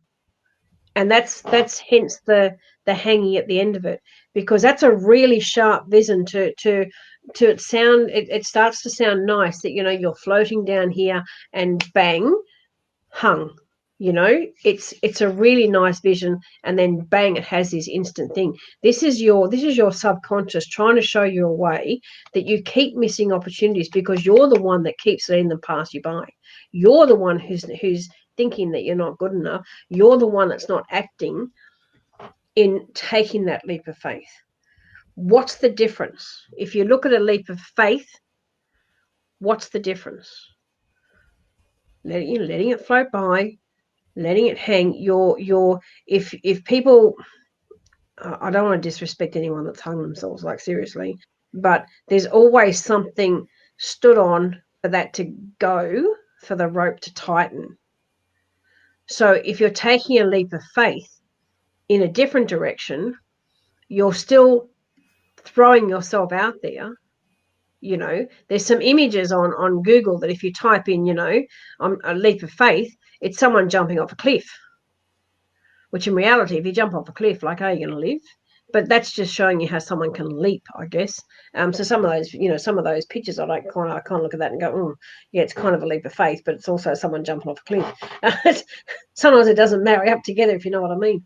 You've got to stop thinking that you're, you know, you're the person in the middle, that you're the person that's the common denominator of certain things, not, you know, not, or you're you're not the cause of things that happen around you. The minute you stop thinking those things, that is when, you know, you start feeling better about yourself. It will be easier to take that leap of faith. It'll also be a lot easier to actually notice what those opportunities are, because you actually don't see them. And I guess that was your subconscious virtually saying, do you know what? Then let's show her something graphic so it kind of wakes her up. It's like, you know, spirit, you know, might want to, you know, kick you up the backside. That's a big boot, you know. Trust in yourself, because the minute you trust yourself and you know what you're capable of actually achieving, you will achieve it. Don't be so frightened. I always say to people, there's no failures in life. What they are is lessons. You know, I wasn't fabulous at everything at school, but, you know, I tried my best. And what I didn't know, I picked up later on in life and I learned. But sometimes also, too, life lessons help you along with that, too. So, you know, did I do everything right along the way? Probably not. Did I kick myself in and say I was bad? No. I just kind of went, well, okay, maybe that's not my time right now. Maybe I'll leave that and I'll do something else. And when it is the right time, it will fall into place for me. It's something. It's still a positive, rather than saying, oh, I'm no good at that. No, there is no failures. They are all lessons learnt, and you get to understand what you're really good at, and then what actually doesn't suit you. It's not about, oh, I failed at that, so I can't be good at that. No, it's not. It's more about, you know what? I tried that, didn't feel quite right, so maybe that's not for me. I'll try something else now, and it's a new journey each and every time. You know, that's what you do. Stop kicking yourself. Take that leap of faith and stop letting those things pass you by, and that vision will change. And when that vision changes, man, you'll be on fire. Not literally, but you'll be on fire. So I hope that helps. Hope that helps you, my love. Awesome. All right. We have one more reading that has been paid for. All right. Where's the auction at? Come on, where's the auction at? Well, Stella said that she's paid, but I don't know if Michael has received it. So I don't know what's going on there. So we need to check. We need to double check on where that money went. Whew. All right.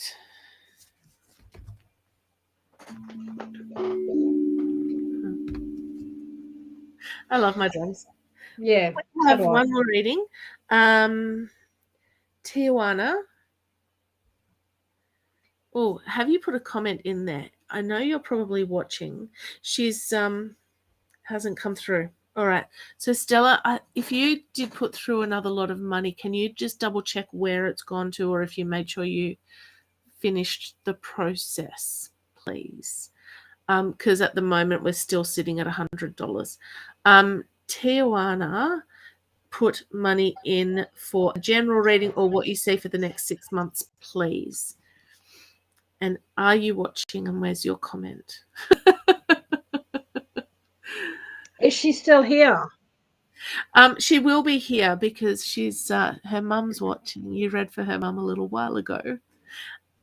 This is Tijuana's first ever reading. Okay.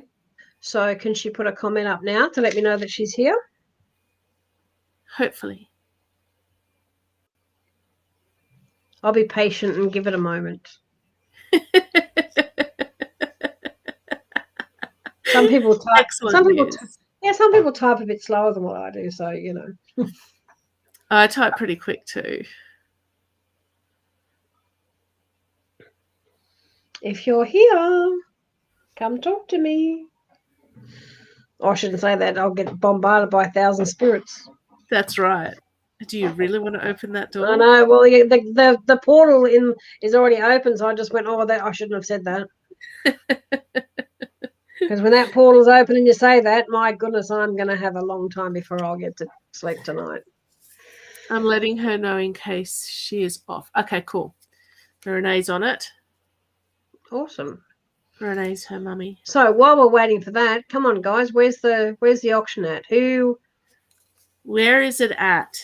Who wants to be jumping in? You're going to have 90 minutes with me. Yes. That could change your life. Incredibly so. You have... Oh, here she is. Ta-da! All right, so general reading or what you can see for the next 6 months, please. I'm just looking at Samantha's question. No, at this point, I don't know that anyone actually... I mean, he's gone. It was a he, and he is gone. Maybe he'll come back to me later, but at this point, I didn't feel that anybody took ownership as such. But then I felt with him, like when I was feeling that he was leaving, I didn't try and stop him because I kind of thought maybe he's just on his way and maybe he was just passing through because my portal, and I'm open to spirit. So yeah. Anyway, if he comes back, I will certainly bring it to the attention. But at this point, he's kind of gone for another walk, so he may have found the direction in which he needed to go. Yeah. Oh, Dikwa, hello. Dika, you're beautiful, Dika. It may have been you. Okay. Okay. Samantha, if he comes back, I will definitely let you know. But yeah. Yes. At this stage, as I said, he has. I just tried to stop to see if I could feel him. So at this stage, he's left and still gone on a wander.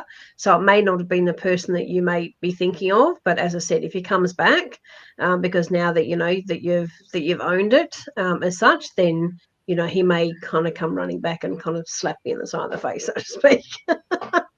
And that's okay. We won't get to see that bit. Well, no, but sometimes if you jolt, it's kind of, that's when someone goes, "Oh, you okay?" And I go, "Yeah, that was just spirit giving me a little bit of a whack." But yeah, but anyway, so yeah. Anyway, Samantha, I will have you on my radar. That's okay. So back to where we're going. Sorry. The raffle, your reading is at $105.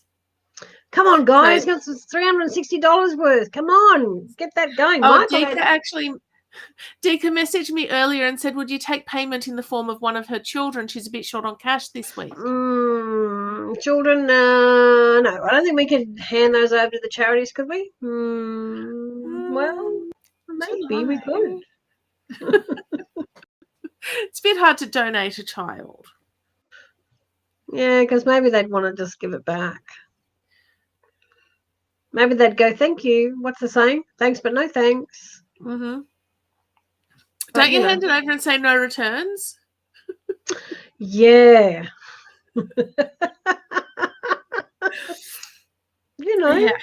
Yeah. Anyway, we could try. I don't know that we'd be successful, but No, I don't think we would, to be honest. I mean, her children are beautiful, but I think just quietly, because it's not like anyone is watching, it's just a chat between you and I think just quietly she's a bit attached to them, and at some point she'd want them back. Oh, okay. I think vaguely also too, I remember ages ago when I was on with you that I actually said something about, oh, that's okay, I don't mind, I'll mind your children for you. Yep, you said that. Yeah, it kind of just threw back in my head, and I think, did I offer to babysit sometime? That was a while ago now. It was. Anyway, back to who are we reading for? Tijuana. Tijuana, have you got a question, my love? It's more because I'm being told that you actually do. I love it when Spirit says, no, we need more here, because she needs to know something and she's inquisitive about something. And because you're inquisitive, and I know Eileen said it was your first time here, but because you are inquisitive and it is your first time, maybe that's the reason why they're sort of saying, yes, that burning question, something that you really want to know, is probably more to the forefront of your mind, because what I hear from one of my spirit guides is, if I miss it in a general, and I'm happy to do a general, but if I miss something and you sit back and kick yourself later, then it might be a little while before you see us again. And then the situation, because I don't want to call it that, the situation has then passed and you haven't got your answer. Does that make sense? So if there's that burning question, throw it at me. I don't have a filter. I know, and I'm not disrespecting any psychic when I say there's some psychics that come on live feeds and they say, oh, I don't do this and I don't do that and I don't do that, but I'm happy to do that. Well, I'm not one of those people. I'm open to everything, because nothing phases me in that sense. Probably because I know I'm authentic and I know all my abilities and I'm not phased. Well, that's exactly right. Being on live, you're open to people to have people can have a crack at you and tell you that you're wrong and all sorts of things. So you are opening yourself up for people to slam you if you're wrong. But I'm so natural born that I don't care. So if you're still here, sweetheart, just she's still I there. know you might be a little bit worried, but just bring it forward. Betty wants some more names in her, guys. Yeah. Betty wants more names. Betty the box. Yeah, come on. $10 for a reading. Any donation. If you just want to make a donation, then put donation into the... Oh, Jean just paid $20. Jean, you're beautiful. Actually, I think you put a thing up there a minute ago. It's quite funny.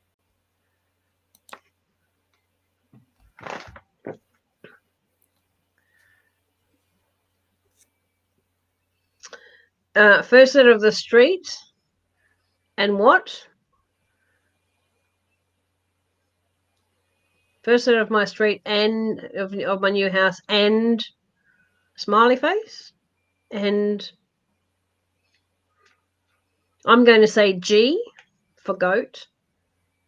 Not that you're a goat. But I'm going to say G for starters. Tijuana, I know you're here. Oh, no, I just flicked it back to that because I didn't put it want back to up? forget about it. Yeah, okay. It's not you, it's me. Okay. That's it. That and nothing. Okay. When it had the end, I thought there was going to be more. Same. Well, she said she doesn't have anything more specific right now. Okay, Spirit tells me otherwise, but that's okay. Let's have a look. No worries, Jean. And your name's in the box, Jean. That's how it works. Can I also tell you that you're not going to like the kitchen tiles? Sorry, Jean. Spirit just jumped in with that. You're also not going to like the kitchen tiles. But small changes, love. It's only a small cosmetic change. Nothing. Anyway. Tiwana, I want to say to you that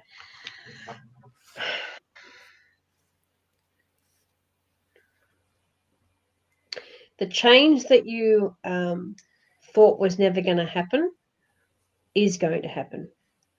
I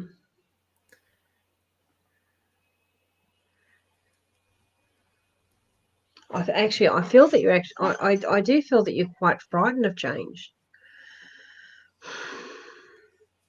And I don't know why, because the change that's coming for you is going to benefit you so much. But me having that sense of you being frightened of that change, I really don't understand that, because the change is going to be so good for you.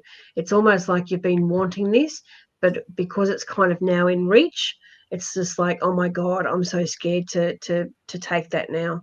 And I just don't understand why there'd be so much hesitation. But I guess I want to say, sometimes when we yearn for something so much, we focus so much on getting that we actually can't believe when we've actually got it.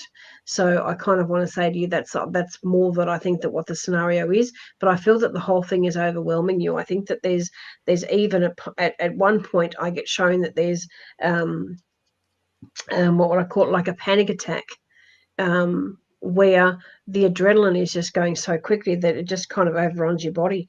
But I would like you to embrace that change, because you've been waiting for it for a long time. And even some changes within yourself. I think you've also been a bit hard on even some of the personal changes that you want. So I see like a material change coming for you, and that could be like a form of study. It could be a form of what profession you thought you wanted to go to, but all of a sudden there's something else that you're yearning, and then all of a sudden that comes to the forefront. But there's also some changes within yourself. The changes within yourself are things just happening naturally. Things are sort of kind of going on a journey is probably the wrong word to use, but I need to say it because that's how Spirit said it to me. So there's things that whether you're transforming part of your life and going on a new journey, or thinking of a new way of doing something, that's the path that you have to take. There's nothing to be actually scared of. And I think I know I said it a little bit earlier that there's no failures in anything, because everything is a learning curve and a learning lesson. And I think that you're fearful of not being able to do something to the best of your ability, because you have a fear about not being 100% with all the information. That all comes with experience too. If you back away from doing something because you don't think you have all the information, you will gain the information when you're doing it. So there's not another book you can read. There's not another course you can do as such. You need to value what your own brain can actually do. I think you believe that you're not as smart as somebody else in the room, so to speak. And I think that kind of holds you back at times for putting your foot forward. I also get with you that something else is, and I don't know whether you've also come into the finishing of studying something, and you're waiting for like a response on whether you passed, or whether you did well, or you're waiting for like general comments to come through from a tutor or something to that degree. But I want to say to you that I think you'll be pleasantly surprised with the comments that you'll get. I think you've been too hard on yourself. I really do. I think you're really putting yourself through the ringer for no reason at all. And the fear factor that you have behind a lot of things creates another story in your own mind. And I say that with respect, because when we don't have the belief in ourselves, we can create all sorts of things. And some people might say, and some of the things that even Eileen teaches and all this sort of stuff is about, if you're going to tell yourself that you're bad at something and you're not, you're actually going to give yourself that. If you actually think that you can't do something, why? You've got to push forward and try all this stuff, and And if that means that you might need some clarity around learning how to speak to yourself better, or to learn how to manifest or whatever, Eileen can put a hand up as much as what I would as well to help you in that, that vicinity, because there's nothing stopping you. Like in your mind, it's like you self-sabotage. It's like you tell yourself that you can't, and the more you say you can't, all of a sudden there's something happens where you actually can't. Do you know what I mean? But you've kind of willed that to happen. So if you wake up one day and like, you're supposed to be at work at 9, and you wake up at 6 and go, oh, I can't go to work today, I feel like crap, and you might have a headache, for instance. And the more you say, I can't go to work today, I feel like crap, I can't go to work today, I feel like crap, you're going to be still lying in bed at 9 o'clock. Whereas at 7 o'clock, if you said, I feel funny, I've got a headache, I'll get up and take 2 Panadol for that, and I'll have a cup of tea, and I might just sit, or lie down for another 10 minutes. And when that starts to resolve, you'll just get up and get ready and go to work. But if you laid there and said, I can't go to work because I can't go, 9 o'clock comes around, you're still lying in bed because you think you can't. It's the way you talk up here. And you don't give yourself enough credit for stuff you already do. And that, that's where I want to shake you, because you're damn good at what you do. The way you question your ability is not on in my world. Question it once, but don't question it 100 times. Because by the time you've questioned it 100 times, you really don't think that you're worthy of anything, and then you go down another path. It's not the path for you. Believe in yourself. And even if you have that fraction of a doubt in the beginning, when you do it, and then you get to feel what you feel, and you get to embrace the goodness out of it, you go, wow, I'm really good at this. Then all of a sudden you're saying to yourself, I'm really good at this. And how good do you feel when you say that? That's where I need that to swing around a little bit, because you're just too hard on yourself. And if you don't get out of that habit now, you're going to have a lifetime of being too hard on yourself, because it'll be too much of a habit to break. And you'll have all the Eileens and the mistakes in the world trying to help you, and you'll still disbelieve. Do you know what I mean? You've got to come out of that little rabbit hole. You've got to be that bunny that pokes their head out and takes that chance. Is anyone here to shoot me? Oh, looks like I've got a clean path, I'll make a run for it. This is what you need to do. I don't know why I use the bunny scenario, I don't know where that come from, but anyway, that's what Spirit threw at me, so I just rattle it off. But yeah, this is don't be that timid, shy, frightened little bunny in the rabbit hole. Then come out and have a breather, come out and have a go. When you do, and you surprise yourself, you'll understand how good it feels, and you'll understand then that I think Michael made the reference, or somebody made the reference throughout these events of Thomas the Tank Engine, the one that said, I think I can, I think I can. Well, don't say I can't, be that Thomas the Tank with, I think I can, I think I can, I think I can. And then Thomas the Tank went up and over the mountain and kept on going. Exactly. So he chose to say he think he could rather than I can't. And he did it. So these are the things I need you to kind of spin around on that. So I hope all that resonates with you. And I thank you for joining for the very first time. And thank you for allowing me to be your very first reading. And I hope it's given you some clarity. I hope it's given you, I hope it's put a smile on your face. Do you know what I love? What? Many things, by the way.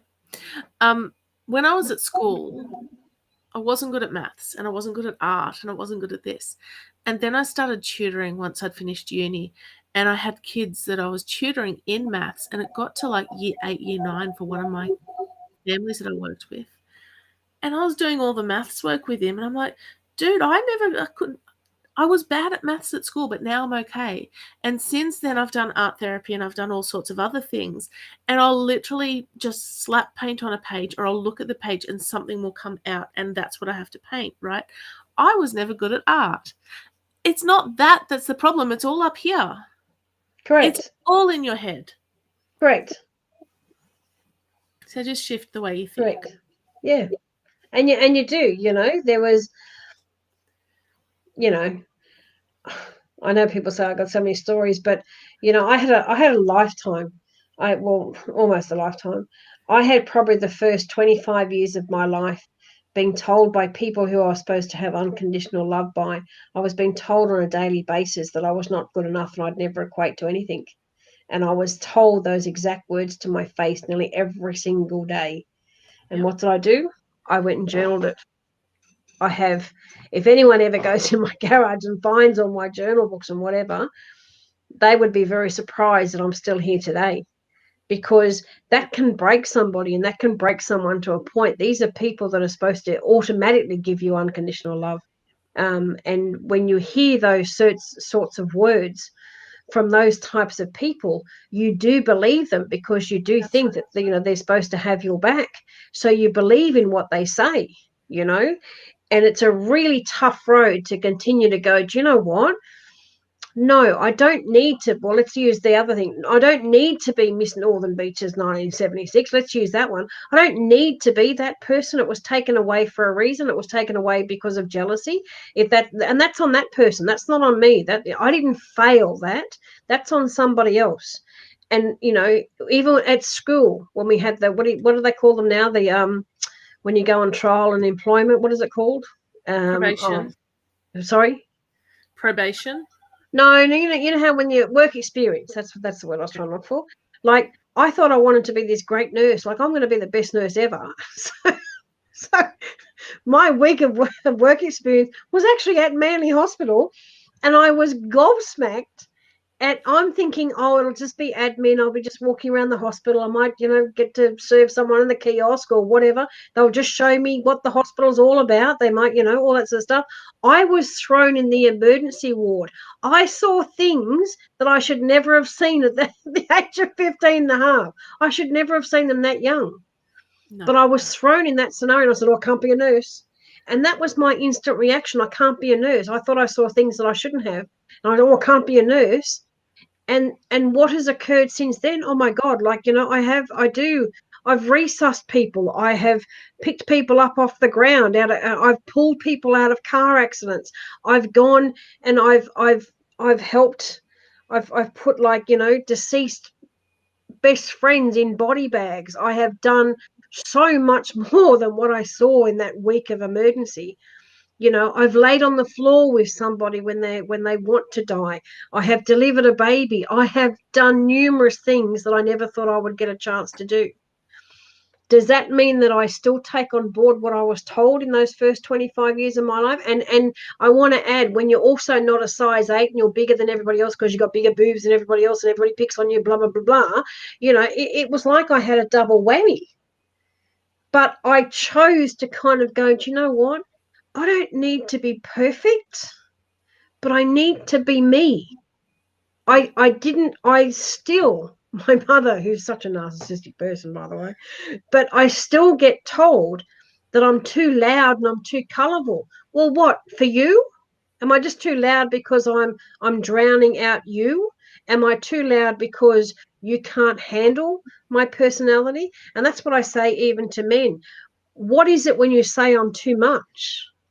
Is it because I'm too intelligent and females aren't allowed to be? Is it because I'm too much because I'm not a size 8? You're not sure whether you're going to be happy with a bigger woman, whatever the case may be. Like, what is it? And nobody can tell me the answer.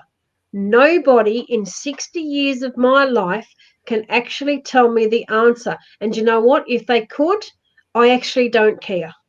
That's it. I really don't, because I have never changed my personality for anybody, and I never will, because we're all made differently, and I'm not the same as everybody else, and I don't want to be, and I know sometimes I can be loud, I can be at an event and all of a sudden, I'm whether it's I'm telling one of my stories or whatever.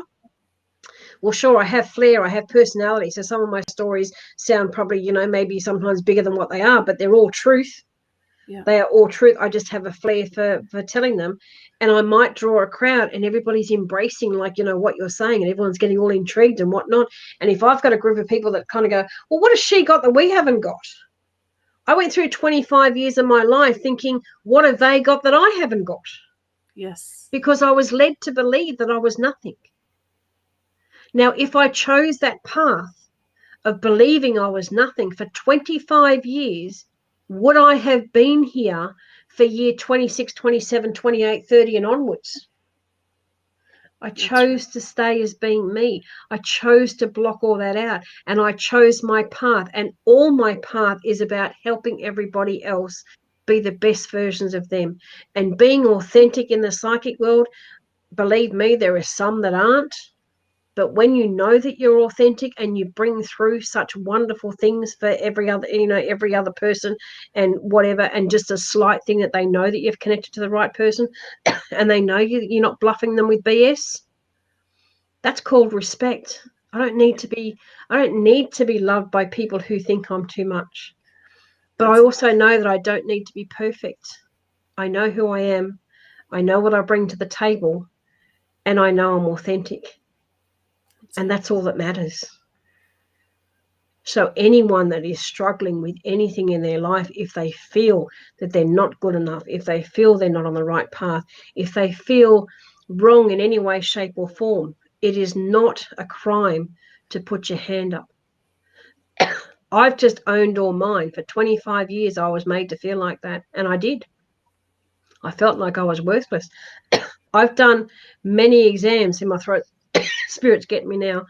I've done many exams in my life after school and received 100%.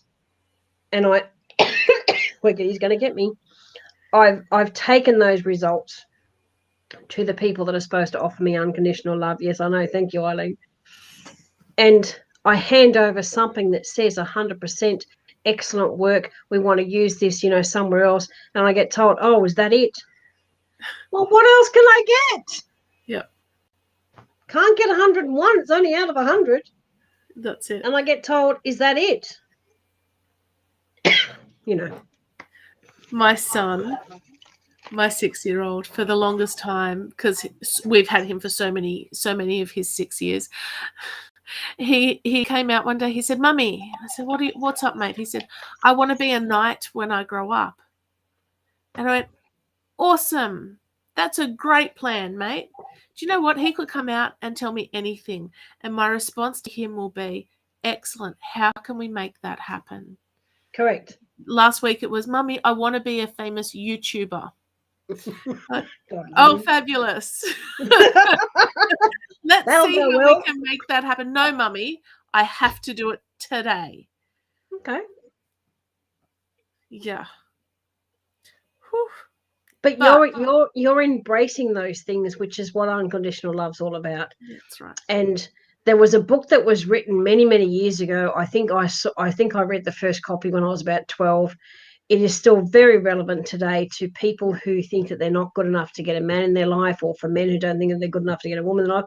And I think it's called, I just had it, then it's got out of my head. Am I nothing without a man, or something or other? Or do I think I'm nothing without something or other?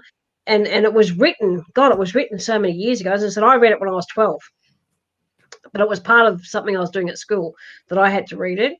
And I kept it in my, I haven't got it now, but I think I kept it right up to about 5 years ago, because it was so bloody old and battered. I used to lend it to a lot of people, because when you see others in life excelling at maybe, being Miss Popular at the school, or whatever, and nobody's asking you out, or whatnot, this can start the subconscious on a downward spiral. If you start to think, well, why aren't I attracting that person, or what's wrong with me? Like, why aren't they asking me on a date, or why aren't they asking me to the high school prom, or whatever's going on? This starts the path. Yeah. If you just accept who you are, whether you're white, black, yellow, green, we don't care. Whether you're large, whether you're small, whether you got red hair, whether you got white hair, whether you got grey hair, whether you're 60, 70, 80, whether you're 17, it doesn't really matter. You actually owe it to yourself to be yourself. Correct. That's the goal. Correct. That's the goal. And you can have a few versions of yourself, but as long as they're true versions of yourself. Exactly. You know, you can feel okay being in your own home without your hair brushed, without makeup on and trackies on, and you know you can still be that same person, you know, putting some effort in because you've got to go to an event and turning up and feeling glamorous. That's exactly right. You know, This is the book that I have a chapter in. I don't have the hard copies yet. They're in the mail. Now, the reason I show that right in this moment is because there's part of it where I talk about when I was 14. Now, I sent this chapter to my mum because she's a writer. She's taught people how to write for decades. And I went, now, Mum, I want you to read it. There is part of it where you're mentioned, and I hope that's okay. I hope it doesn't upset you or offend you, and blah, blah, blah. And so she read it. She said, of course I'll read it, because my mum's like the sweetest mum in the world. And I just wanted to talk about this part where I was 14, and I'm just going to read it because it's going to be easier. I remember when I was 14, I'd been learning to play the flute at school, and I adored it. It was my happy place. Whenever things weren't going great, I'd play. I'd just shut the door and zone out of whatever was going on in the rest of the house and play. I'd take my flute and music and play outside. I would play anywhere and feel the transcendence, can't speak, above all the things happening in my angsty teen life. I went and found Mum one day. I said, Mum, I want to be a musician when I grow up. And her response floored me. It felt like the rug had been ripped out from under me. Music doesn't put food on the table, Eileen. You need to get a trade first. And although it was a practical response, it wasn't what I wanted or what my soul needed. Soon after, we didn't have the money for me to continue learning the flute, and that was taken away from me. Now, my mum read that, and she went, but we bought you a flute. I went, no, you didn't. No, you didn't, Mum. I got the flute for my 21st birthday from family friends. And then when she'd read the rest of it, she went, I'm so sorry that that happened. I said, Mum, I was 14. That was my dream. Like, playing flute took me away from everything that was going on. We didn't have the best time of our lives at that stage. And it's just a case of being really careful what comes out of your mouth when someone you love comes to you and goes, this is my dream. This is what I want to do. Now, it may be that they won't end up doing that, and that's okay. But in that moment, that's what's important. correct. You embrace it. So when your 5-year-old comes to you and says, I want to be a 6-year-old goes, I want to be a YouTuber, you go, how can we make that happen? Unfortunately, his tablet doesn't have enough memory on it for him to video himself playing games. Damn. It's a shame. Maybe I'll have to talk to him about how he can go about earning the money to upgrade his tablet. Correct, because the next thing is, you need to be an entrepreneur. You can have all your dreams come true when you're an entrepreneur. Yeah. All right, guys. The reading is at 100 and... Sorry. I love Jean's comment. Yes. And I hope other people can resonate with this as well. She's put up, I always go to sleep feeling I can do anything after listening to you both. And that's pretty powerful. That's appreciation to how we can talk to people. That is honouring, what, Eileen and I love to teach. But it's also a proud moment that for Jean yourself that you can say that, and you can say that like in a public forum, and we respect you for that, and we love you for that comment, because that's, if we can make anyone, just one person at any point in time feel better about themselves, either when they're going to sleep or waking up in the morning or whenever they've, listened, then our job is done. Do you know what I mean? Right. And this part of what we put together with the Sacred Psychics for Charities, this is where we said that, other people need us, other people are suffering, and what can we do? And as I said, like, with respect for all three of us, like, through COVID, our businesses took a hit as well, and we acknowledge that, and we're okay with that because we have to be.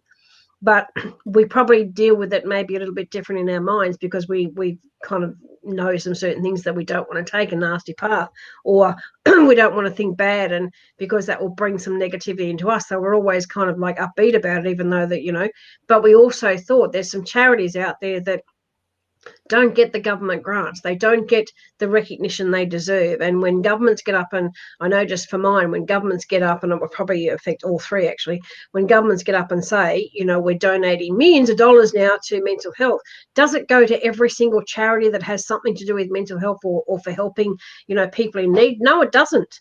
They go to the bigger names.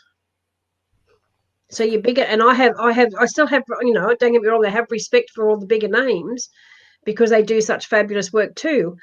But the little people, the little charities and whatnot, they do just as good enough, work for everybody, but they don't get those filter throughs from the government because it goes to the bigger body. So we kind of thought, well, what can we do where we can maybe give them something? And this is what all this charity, was all about, which is, so if you ever get sick of us sort of saying, where's your donations, or come on, where's the auction up to, and all this sort of stuff, it's because we want to do something and involve you guys as well into doing something that just helps somebody that is far less fortunate than any of us put together, if you know what I mean. So, that's the reason behind everything that we do.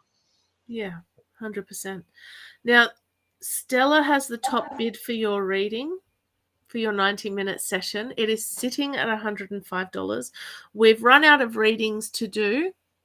So if you want to have your name in Betty Box, now's the time to put some money into the PayPal link. Come on, guys, we seriously can't let Michael think he's the best. He's going to kill me for that. He's going to say, can you just back off with that? He lives in Melbourne, though, so there's not much he can do. Well, tomorrow there'll be a post about how wonderful he is, don't you?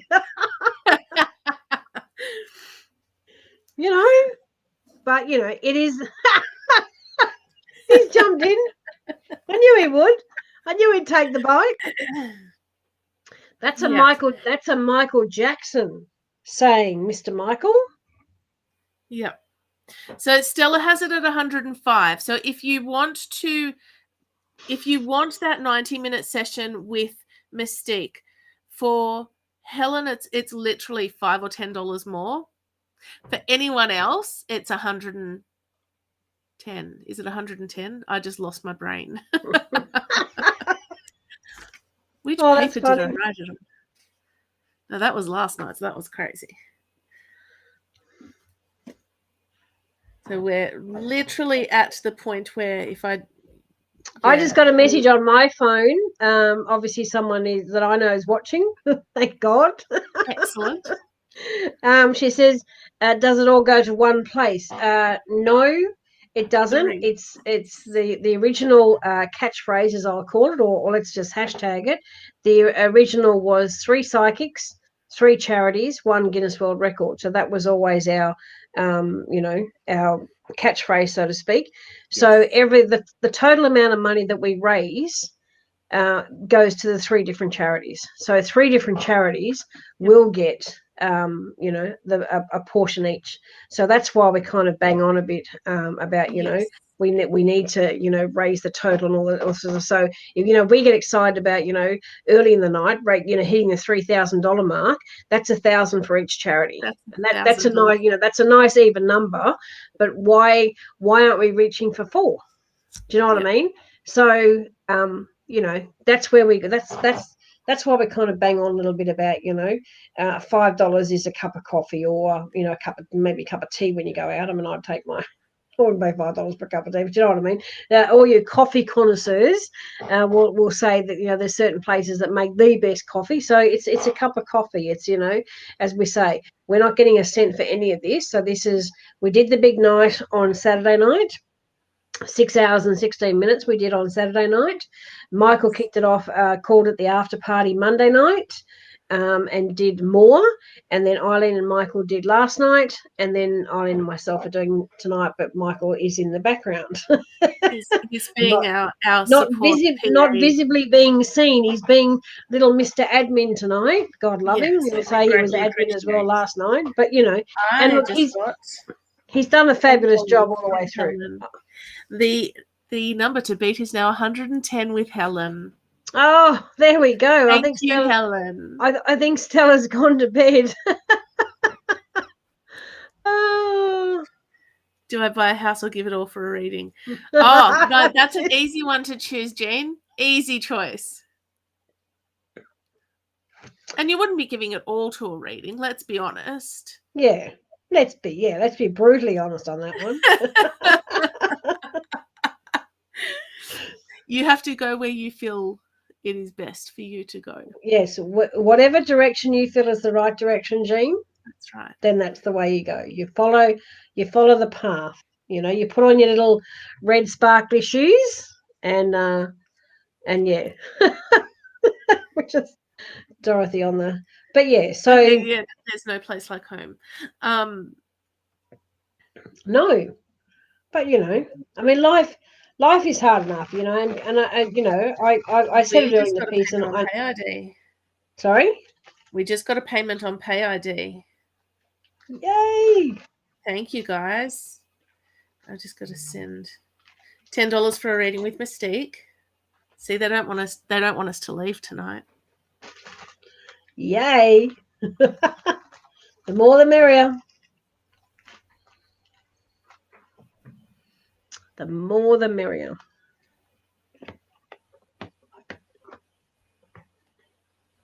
So who have we got? I don't know yet. Michelle. You don't know. That's right. Michelle.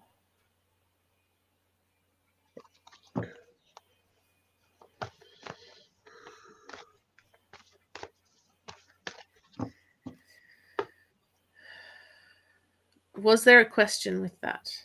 Out of curiosity. Yes. What is going on with my son, please? Amazing. Michelle, welcome. And thank you for your donation. Thank you.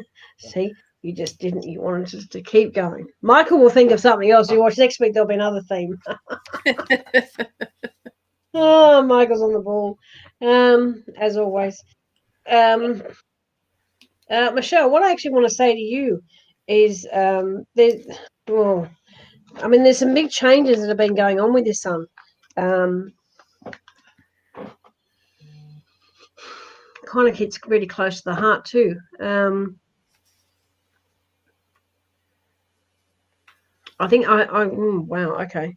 So I'm directed to sort of say, don't push him into answering questions where he's not ready to answer.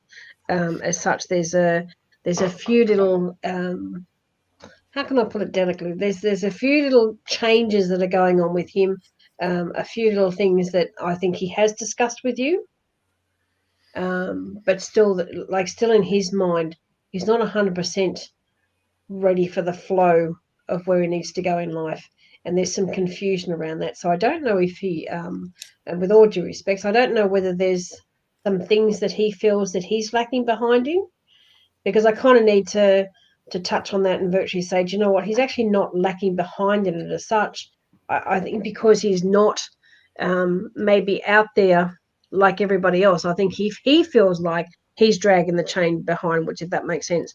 But it's more about him exploring and him feeling no pressure to explore in the fields that he wants to go in.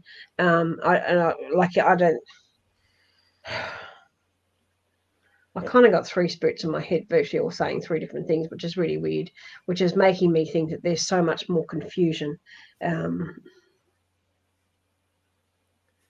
So much more confusion going on with him.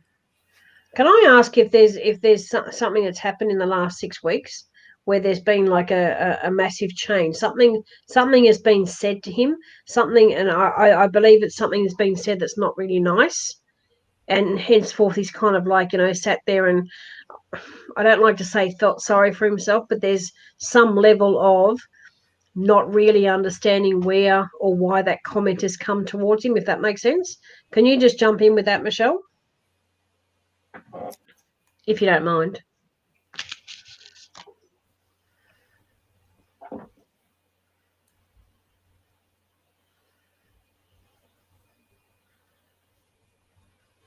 I kind of need to know what that feeling is.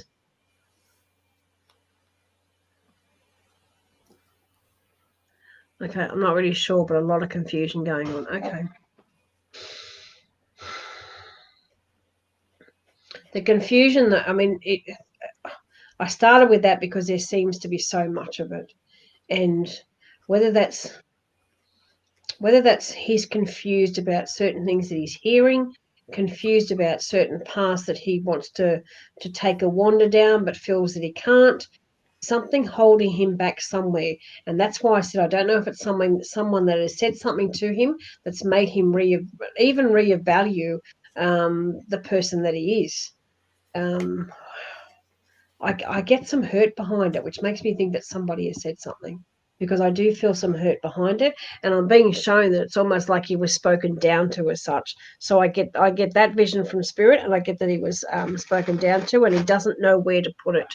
He doesn't quite understand why it's been directed at him as such, which has made so much else in his mind, kind of like, normally it's and I don't want to sound like I'm a sexist, because I'm not, but normally it's the female parties that feel like they're not worth, like their worth takes a dive as such. But I feel that his has.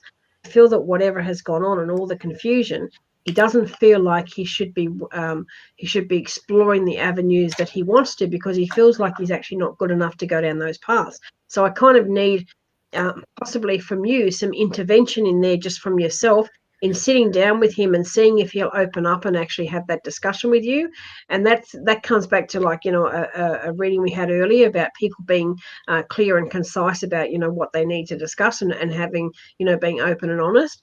I feel that you need to be the instigator to start the conversation of where he feels safe enough to explore all the avenues that he needs to talk, because there's so much going on in what I want to say, a young mind that is actually causing more confusion that's already there in the first place, which is why I kind of felt all over the shot, like, as soon as I knew what spirit was trying to say. It's just like, why am I hearing so much together? Why am I being thrown all these different things? Where I kind of said, here you go, well, hang on a minute, I'm only one person trying to absorb all this information. So that's how it makes me feel in his scenario. So if you can actually, like, pull him aside somewhere, whether it's over this weekend or whether you want to see how he goes over the next few days, I mean, totally up to you. You're his mum. I'm not going to tell you what to do as such. So but in a way I kind of am, because I need you to kind of sit him down and you start the process of being open and concise. And you don't have to start off by saying, hey, what's wrong with you? You can do an activity, you can do something together, you can have schedule in a lunch, and just sort of say, I'm going to make something nice for lunch, and we're going to sit at a table, and start gentle with some certain things, and then add things and add things and add things where he just feels so comfortable, where he will just it all just comes out of his mouth as well at once. Don't be surprised if there's tears, because guys, they can cry too. But I think it's because that everything, the whole amount of confusion, actually having him, what I want to say, having him knowing that he has a stage to divulge to, I think makes him feel a little bit special. But I think there's a lot of emotion that comes with it too. And look, at the end of the day, I don't think that's anything that's major serious. But I just think that there needs to be a platform that he feels safe enough to actually download everything that's on there, because there is a lot, and that's why he is so confused. And I feel that he can't even make a decision about what he wants for breakfast, because it just seems to be so much going on that he's got no idea. And I think that the longer he stays in that zone, that's where the more harm can come to, if he if we all allow his brain to be so confused for too much longer, if that makes sense. So I hope that helps you, and I hope that can get sorted, and please let us know, because again, we're always still here to help too. Exactly. Exactly. And thank you for your donation. All right. Where are we at? Where are we at, Michael? How many wines does Michael have? Do we want to have a bet on that? Ah. 3? 3? I reckon a bottle. I reckon he's down a bottle. How many Which is glasses? only 4 glasses, if we're honest. Oh, okay. Okay. I was going to say, how many glasses are in a bottle these days? I wouldn't know. That's the way I pour wine, though. Big glasses. Bigger glasses for you. Oh, Jean's gone 5. Okay. Nothing else so far. Oh, half a bottle. There you go. Oh my gosh. Really? What does that mean, Michael? So far we have raised $333 on PayPal. 3 psychics, 3 charities, $333 tonight. And he's going to brag that he did more last night. He's going to say, "Oh, Mystique's better than." No, I won't use that word. Better. Mystique's been around longer than me. I would have thought she would have nailed it, but no, I nailed it. I could just see now. No, I nailed it. It That's what wasn't he's going to even be saying. about him. I know, but it will be because it was you too last night. It wasn't just him. But I can, Well, I mean, who's the common denominator, right? It's all on me. You. It's me. That's right. Yes, you're the powerful one. You're the powerful one. I am so not. Because, do you know what? I am the one lag in the chain because Saturday night it was all 3 of us. Monday night, I hope he's taking me with tongue in cheek and not getting offended. Saturday night was all 3 of us. Monday night, Michael went on and you then were on with him. And then he said live on his live, oh, the stick couldn't be bothered coming on. Says he was joking, but that was a dig. There was a dig there that I wasn't, but I had other work to do, Michael. I was busy. You didn't book me in time, clearly. But anyway, that's okay. So then there was that, and then then you two were together last night, and Michael and you guys will think that I'm the one lag in the chain. No, I don't believe that for a second. I'm being Michael's brain at the moment, not my own. Oh, why are you being Michael's brain? Because that's probably what he's thinking. I was going to say that's an unsanitary place to be. Especially with I wasn't on your show on Monday either, was I, Michael? I told you no because I was having quality. Could you imagine me without if I was Michael and me with alcohol? I haven't had an alcoholic drink since I was 21. Oof, that's a long time. Oh, thanks. Oh, you divulged your age earlier. I know. It's a whole adult person. It's a whole middle-aged person that has. But maybe I did a lot of drinking between. maybe I did enough. Maybe I did enough drinking between 15 and 21 to last me a lifetime. Potentially. All right, guys. So here's where we're at. We have $110 going to the reading with Mystique. It is with Helen at the moment. Anyone who wants to add to that, I start AA meetings on Monday. Yeah, AAA. AAA, not AA, right? What's the third A? Aliens. So if you want to attain the highest donation of the evening, your donations would have to reach $115 minimum. And your name will go into Betty box. Otherwise, I'm going to draw from these guys. So, how do we feel? Come on, let's go the auction. I mean, to get me, to auction me off, that's later. So that will be big. That's auctioning me off for many different reasons. That's right. Than what we're here for tonight. So tonight is all about charities. Tonight is all about giving them, what we can. Yes, it is. And I have to, I'm not going to beat Michael, but I'd like to. Oh. So many comments that I've had to hold back on tonight. I bet, because I think he's been a super queen on the keyboard. He's been awesome on the keyboard, by the way. Yeah, Super Queen. Yeah, that's right. I was Yeah. giving him a compliment. No, I know. It's good. You know? It's good. Michael, you don't have to put it with so many exclamation marks. I know you weren't having a dig. So I know you were joking. I just wanted to highlight it, just so you know that I heard it. But he So has said he'll make sure he I was- tags you in his post. Oh, don't tag me in everything, because I'll just get annoyed with that. I don't want to be tagged into everything, Michael. That's funny. All right, hang on. Who's that? Oh, give me some more exclamation marks. Yes, yes, yes. I know you're passionate. You know, we're all passionate. We are all passionate in different ways. Correct, and I'm just kind of minus one particular passion right now, hence the auction that's going to come up. Yeah, you are. It's only because he was first. It possibly is that.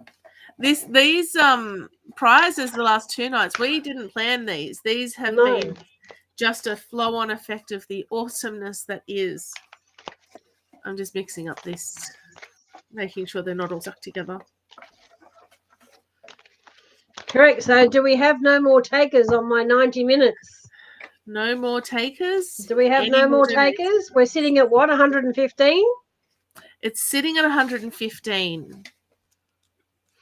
Guys, it's 90 minutes with me. It's mediumship. It's empowerment. It's clarity. It's direction. It's so much. It could be counseling if you wish. If there's issues going on, it can be all of the above. It can be all mixed in together. You know, it doesn't matter. I will be at your beck and call for 90 minutes. Right. You know? Take that as you will. Wait. Yes. He said, no more so far. Wait. Yes. I'm confused now, Michael. Big one came through. Who have we got?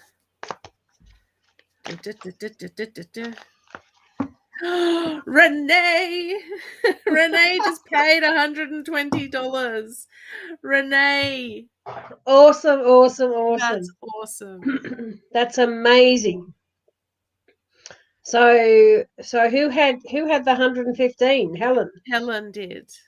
Well, $10 will get you to 125. Only another $10 get you to 125. Here we go. She had 110. I don't know. I'm so confused at this point. Who put me in charge with all the numbers going through my head? I don't know. You decided to do that yourself because that's who you are. Sorry, did that come out right? I don't mean to do these things. I'm not really a control freak. No, you're not. But you're a numbers person. I do. You do like to be in charge of what's going on. But I say that as a compliment. No, don't you take that the wrong way. Said as a compliment. Look at me getting up in your face saying it's a compliment. Yes. So Stella, I think, has gone to bed.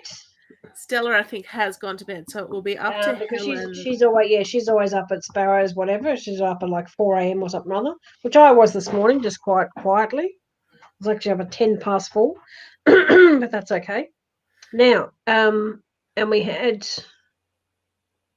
Helen was 115, so Renee's pipped her at the post at 120. Yep. So Helen being at 115. Are you still there, Helen? What's your decision? 115, only another $10, and you go to 125, and then it will become the Helen and Renee show. It'll become the Helen and Renee auction. Let's get serious. Let's get some seriousness. Come on. $360 worth, and your name is in with Eileen, and Eileen's prize. It'll take everything over another $500 of stuff we're giving away tonight. Come on. It's amazing. We couldn't do it without you guys, We really couldn't. donating all the way along. It's been a massive week. If we look at how many loyal people that we've had night after night that have come in and jumped in with, $10 here, $5, every single thing counts. Every single thing counts. We were just thinking of ways to kind of boost the equation. Hence, and I think that was Michael's idea last night of boosting that to a degree, and he, very successful. In doing so with those two Kates, very successful. So, it was an hour reading with him. And then that ended up being quite comical watching the back and forth. And that was, that was exciting. So, we need to go on that path. That's it. We need to go on that path. Taking any more readings. If you're putting $10 or more into the PayPal or the Pay ID, Samantha will totally do a reading. We're here for you guys. Donate.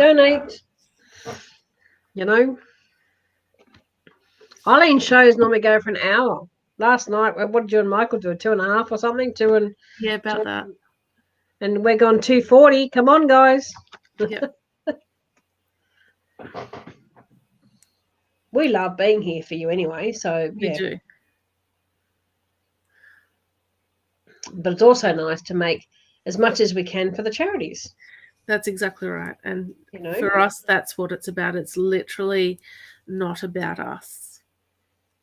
Correct. We're here for you, but it's all for charity.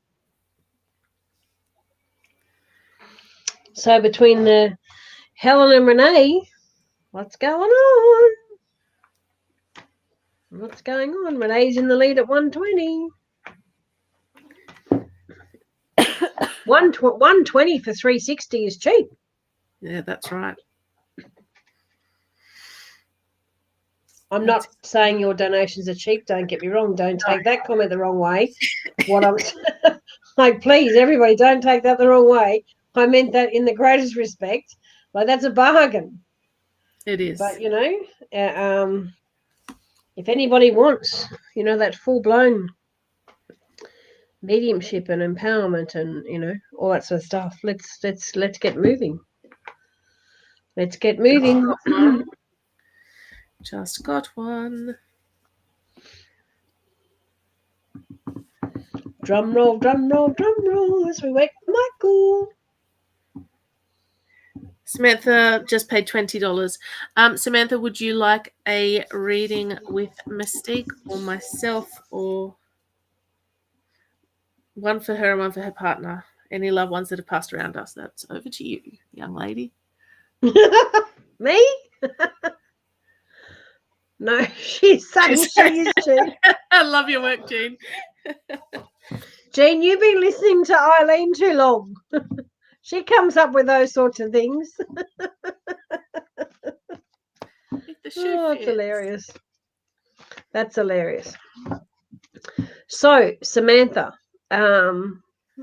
get rid of Michael's comment. Well, I know he'll tag me, but don't tag me and everything, Michael, please. Jean's laughing her head off. Jean will go to bed tonight rolling around with laughter. She'll sleep easy. Because she's in such a good mood now. She's on a roll. Absolutely on a roll. Now, Samantha, you said you're one for you and one for your partner. Can you pop up any questions? I know you said any loved ones that have passed around us, but do you have any question as well that they, your family and spirit may want to bring through for you?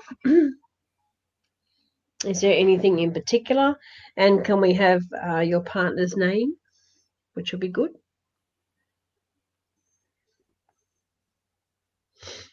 You don't want to call him that guy? Yeah, I don't want to say that guy. Oh. I don't want to say that guy. On saying it, I'm actually going to say that you can do the partner. Come on. You can do one tonight. Come on, let's be serious. You've been counting numbers. You've been counting numbers and blah blah blah blah. I've been writing names to go in the box. I know. Okay, hang on. Too many spirits. My phone just shut down my Facebook. Spirit world is just wonderful. Then in your world, that's great. Partner's name is Andy. Too many spirits. I could take that a different way, could I? I could say you drinking me like Michael is, but no. Phone just shut down my Facebook. Yes, do it, Eileen. Oh, okay. She just told you to do it, Eileen. Do you know Samantha?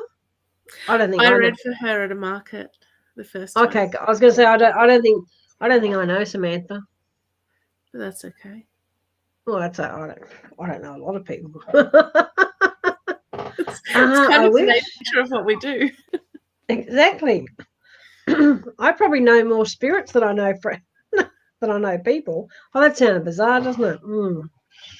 Anyway, Michael will have a field day with that one. Samantha, I actually want to say to you that, well, I don't know if your phone's back up, but I actually want to say to you that, okay.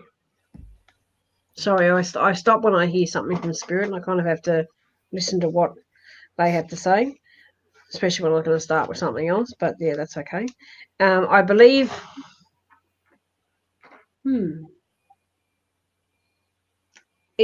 assuming because she's asking for a reading for a partner as well. The partner is watching at the same time. Is Andy watching? Hi, Andy. Only because okay, shivers. Maybe I might miss part of it. Okay. It wasn't bad. Yeah, it wasn't a bad thing.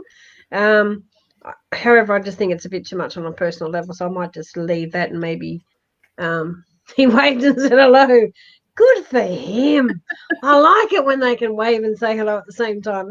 I waved at the screen though. That's awesome. Samantha, what I want to say to you is there's some decisions that both of you are trying to make as a team, but I want to say that it actually feels quite separate. I feel that there's I feel like if there was a rope between you, I feel like that it's been cut short each and every time that the conversation comes up. And I say that with respect, and I'm not saying there's any arguments. I'm not saying that at all. I'm saying that, everything is fine, but there seems to be two sides of a decision being made, but two sides of thinking way outside the realm. And I think that both of you, with all due respect, are making a mountain out of a molehill. And I know that's an old cliche, but I feel that some of the conversations back and forth can be wound down a little bit. I just think there's so much effort going into what I'm being told is so much effort going into conversations that actually don't need to be. The decision that both of you are trying to come at, yes, you each have your point of view, and I get it and I understand it, and it's great that you both have a point of view, but there's no further communication after that. It seems that you're both stuck at, I have this point of view, you have that point of view, so nothing is moving forward for that decision to be made. Now, I hope that makes sense to you, because I've got kind of three spirits saying the same thing. It's driving me nuts. I've had like all night, every time I kind of get a clear way where there's just one spirit talking to me, I get, three or four at once, and it just kind of like, okay, let's just bombard me. I actually want to say to you, I don't know. So I start to whisper what I'm going to challenge what spirit is saying now. I believe it's your mum or your aunt, because the way they present themselves is a mother figure, but I'm actually not sure that it's your actual mum. I think it's more of an aunt. And I need to also bring the colour red forward. And I also need to bring that colour forward in a flower as well. So part of her favourite colour in wearing clothes, although red is bold and some people used to question that, but she pulled that color off very, very well. It was a color that suited her to the ground. And some people can't wear it, and some people look a bit really out of character with it, but she wore it, and she wore it with pride, and she just looked so fabulous in it. There's also a reference with the red with flowers. So I actually want to say to you at the funeral that most of her flowers were red, and there is actually a song associated with that as well.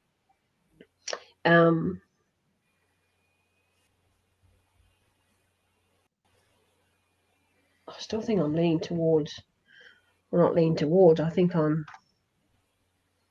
going back to mum. Oh God, okay.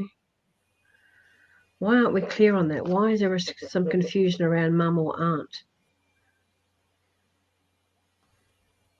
Okay, I have to look at that as possibly they're both in spirit, because there seems to be too much chatter in my head. There seems to be too much going on with that. So I want to say that both are there, but both have your back.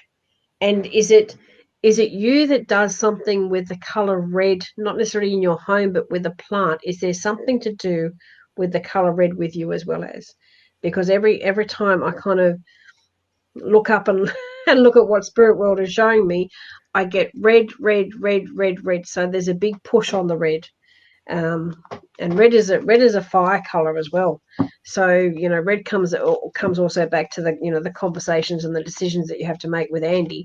That there too much fire in the conversation? Is there too much of one person not necessarily like backing down as such? It's a matter about putting those two decisions together to come up with the best that's going to suit you the best. It's not about one beating the other, and that's the way you have to look at it there.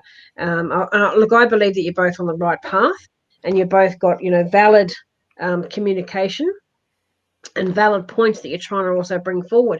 So can you not just too much passion? Can you just not? Well, good for you. Right. Well done, you, if that's the case. But yeah, but red is a passionate color.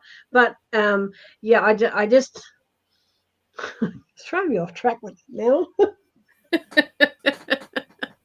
I very rarely get thrown way off track like that. I kind of even can't remember this last sentence I said. Anyway, if it's mum and your aunt together, then and I don't kind of know what you meant by too much passion in your comment, but are they two very passionate women in life that kind of live for the now rather than worrying about tomorrow, if that makes sense? Because if I put both of them in the color red, this is the power with them and what they brought to the realm, if that makes sense.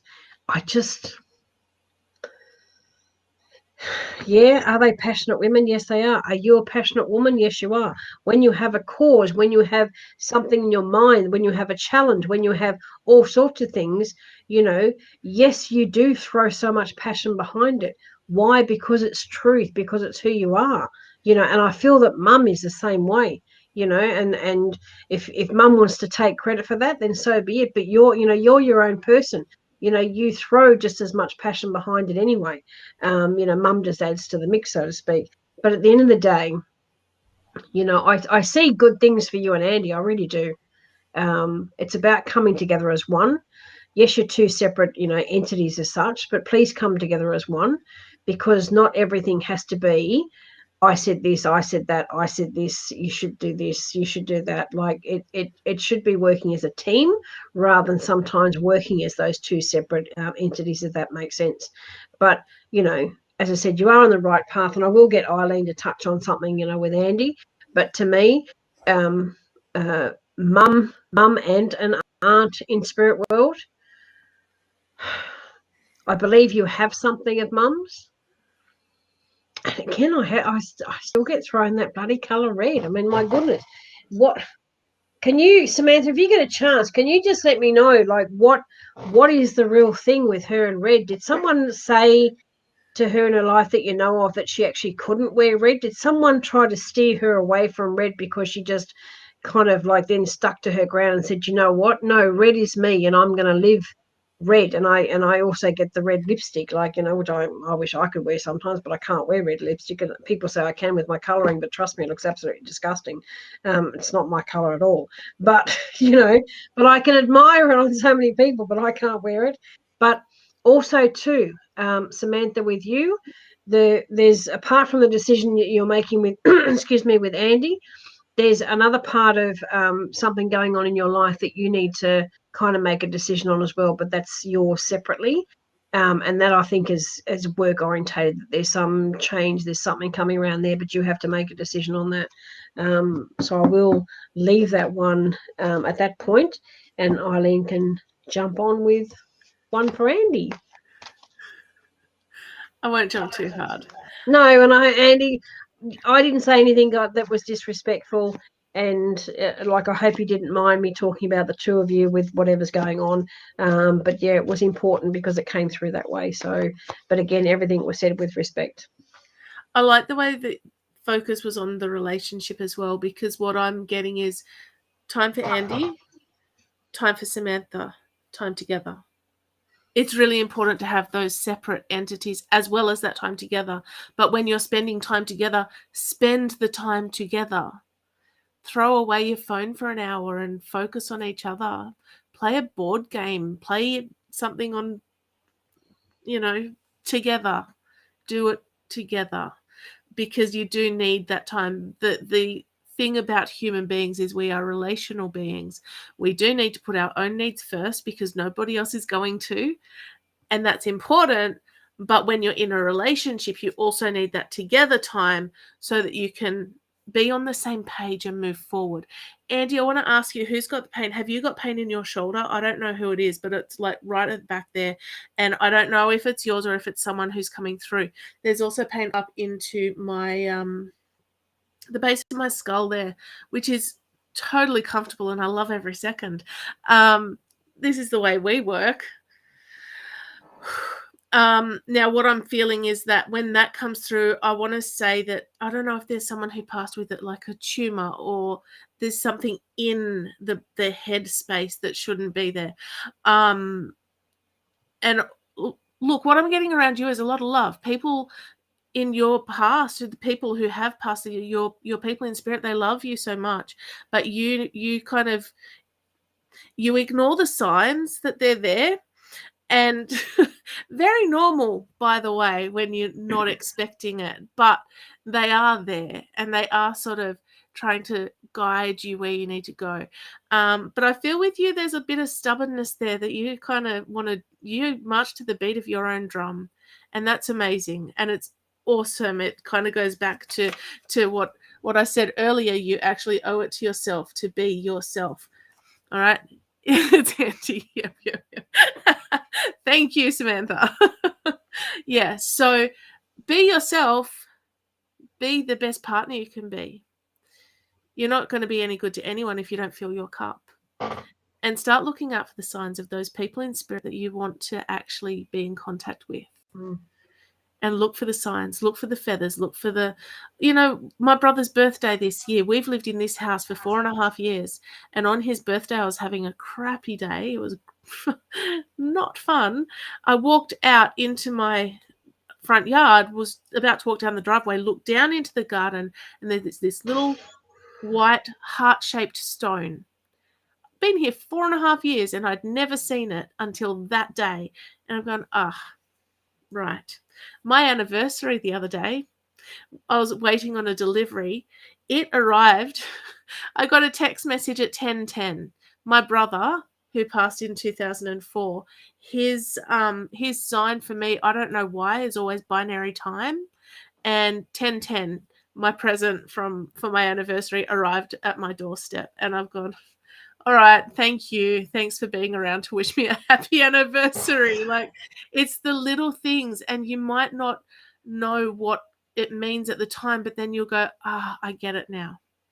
So just keep an eye out for the signs. When massages open up, go and get a massage, or go and get some acupuncture or some physio on that shoulder. You need to get something released in there. Massage. Hey, Samantha, an elbow would work really well. It'll work in mine too right now. Or even get a tennis ball on a wall to get into that joint. It just feels like it needs a release. That's all. Other than that, that's all I get. That's all. That's all. Yay. All right. So we're still sitting at 124. Oh. Jean just put $10 in to pay a reading for Vini.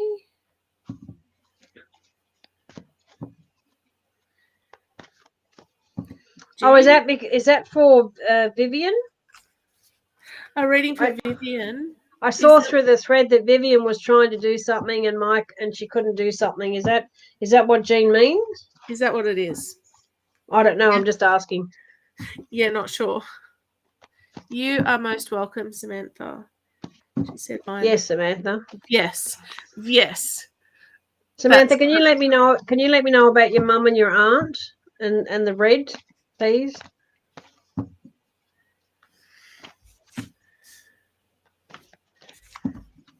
All right. So this is for Vivian by the looks of it. Who's reading for Viv? You can. You've barely done anything all night.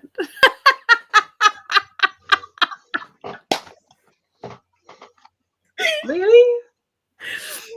Okay. Better put my socks up then. Better know. There's that. You're not good enough. Crap again. No, I'm kidding. Oh, you're amazing. Oh, no, I was kidding. I said I was kidding. I can laugh at myself, you know. I'll go and I'll find a way to get out there and slap you if you're not. Not in that sparked my. See how that sparked my interest? Damn. Human contact. There'd be a real I know. Could you just putting it out there? Because I know I'd like to entertain, but could you imagine if Michael allows us to auction myself off, so to speak? Could you imagine that poor bugger that wins it? No human contact for 8 months. Could you imagine that poor bugger? Seriously. Better put some soundproofing in, better I? Better start thinking of that.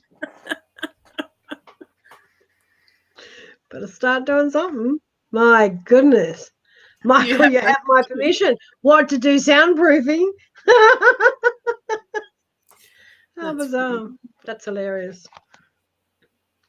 But I in all seriousness, could you actually imagine, like, I mean, I know it's hard for you, Eileen, because you've got, your own hubby, Michael, and then you've got kiddies around like all the time. But could you imagine, like, someone who's had no contact with any, like, seriously, you'd either chew the person's ear off for hours on end, and anything else that happens. It could be quite interesting. Anyway. Yeah, see, I have the opposite problem. My husband gets home and I go, we really need these few essential items. I'll see you soon. And then for 20 minutes, I have no one wanting my attention. Yeah. Well, 20 minutes. Yeah. I have a lot of people that want my attention, but, that's work. You know, my little dictators say, Mum, can I have this? Mum, can I have that? Can I have this? Mum, can I have that? I really want to play this on the Switch. Okay, go play that on the Switch. But I need to change the disc. Well, you're going to have to wait until I finish this live video. God love them. Yeah, God, they're all right. We think we'll keep them. Yeah, why not? Just for the fun of it. Totally. Just for the fun of it. All right. Okay. Samantha just answered. I'm not sure about the red.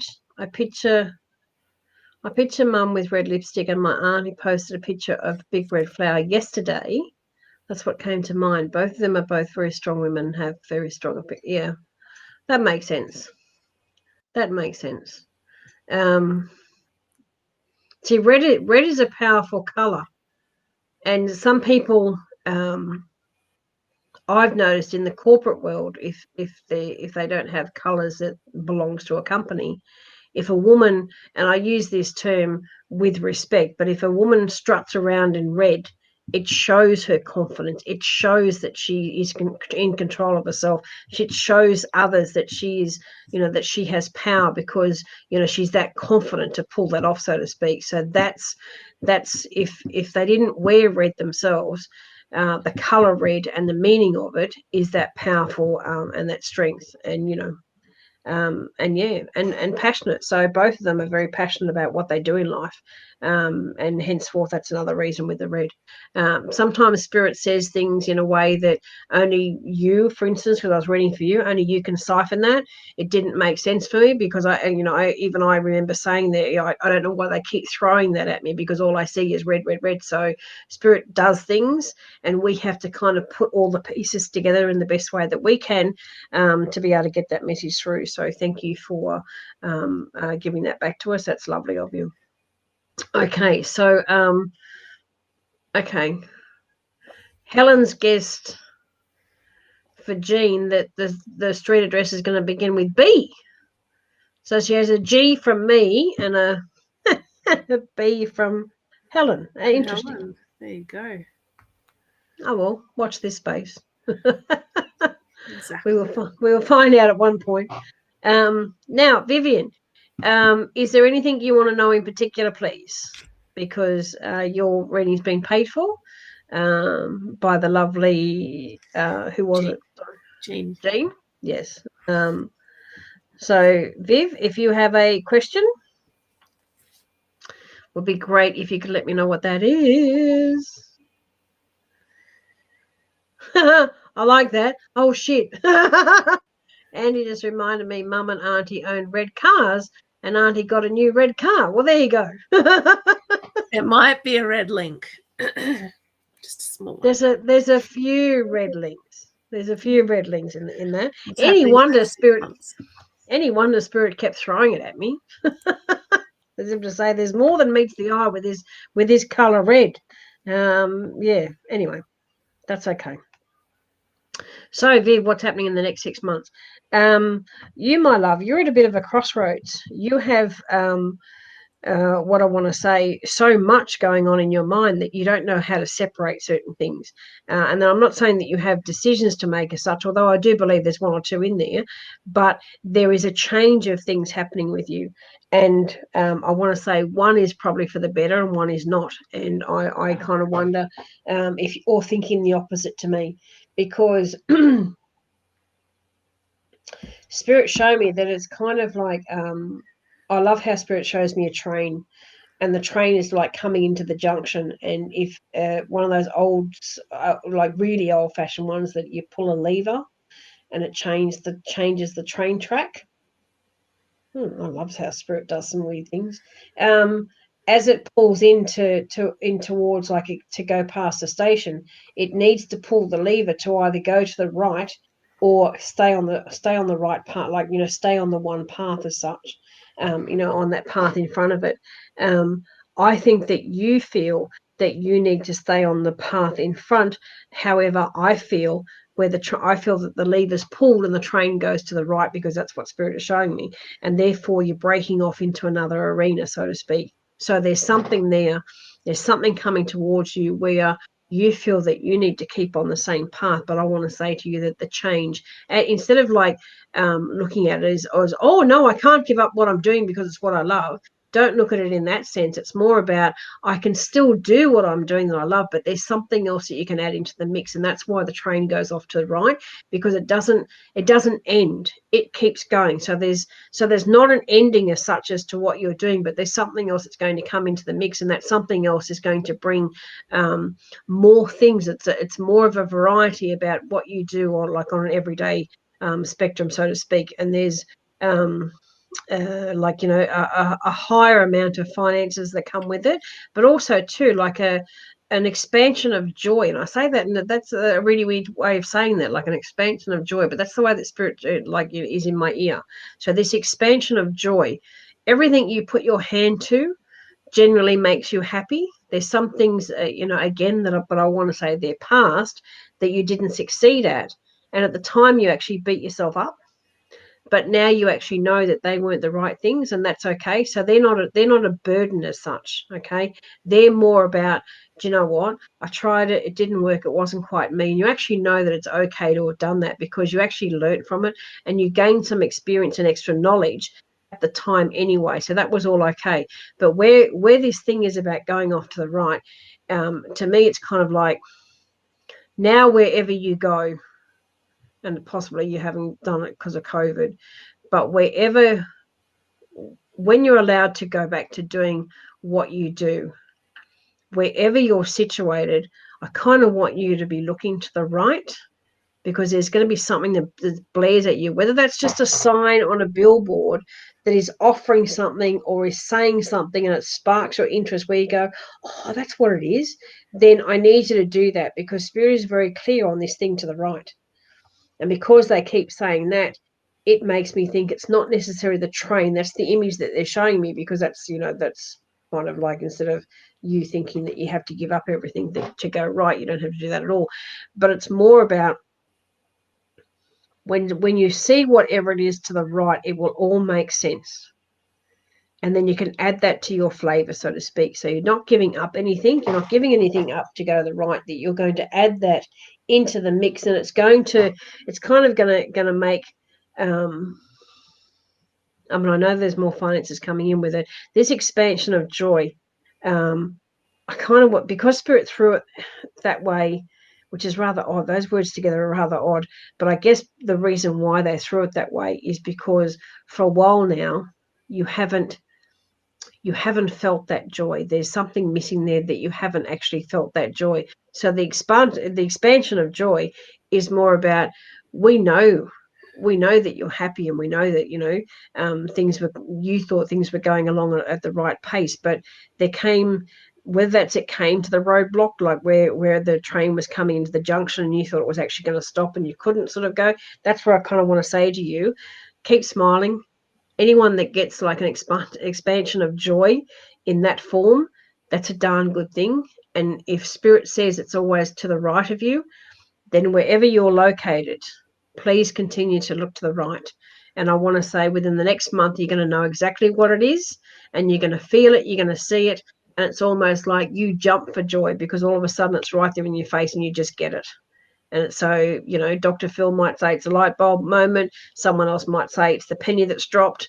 But to me, expansion of joy, you'll just see it, get it, and you'll kind of go, oh my God, there it is. And that's what I think is the most important thing that Spirit's bringing through right now, because they don't want you to stop. They don't want you to think that you can't do anything further. They don't want you to think that that's all there is for you. There is so much more. So I hope that resonates with you, and I hope you understand that path. And let me know what it is when you see it. Yes, because I'd be really keen. I'd be really keen to hear about that now. Definitely. Oof. Do you want to know something exciting? What's that? Just tonight on this feed, people, all you wonderful people out there, have donated $510. Just tonight. Oh, how amazing! How good's that? That's amazing. How good is that? That's awesome. Between last night and tonight, we're looking at $1,300 has been added to the pool to be donated to our charities. So oh my God, how fabulous is that? Yeah, it is. That's pretty extraordinary. Cool. That is extraordinary. Well done, everybody. That's an awesome result. That's beyond anything that we could have asked for. I mean, you can keep going. Yeah, totally okay with you. Keep going. You can keep going because that is so amazing. And I've been wanting a reading from you for a long time. Oh, surely Vivian. Look, they're only short on here. At any time, you can always have a private one with me. I'd be happy to accommodate. That's for sure. Isn't that exciting? Like, just $500 a night. Yes, just tonight. Well, Michael will still have a big head, because wasn't last night you guys? Didn't you do 800? Pish posh, as one of my friends would say. Pish posh.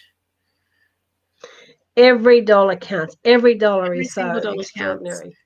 Every You know, dollar is it's put us extraordinary. at 3350, I think, all up. How good is that? It's incredible.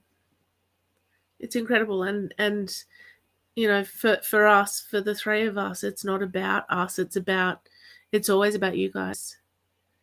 It's always Yeah. about, you know, the impact we can have on you and your life and your story.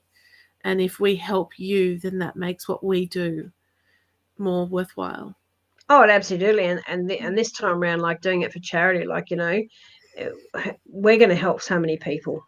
Mm-hmm.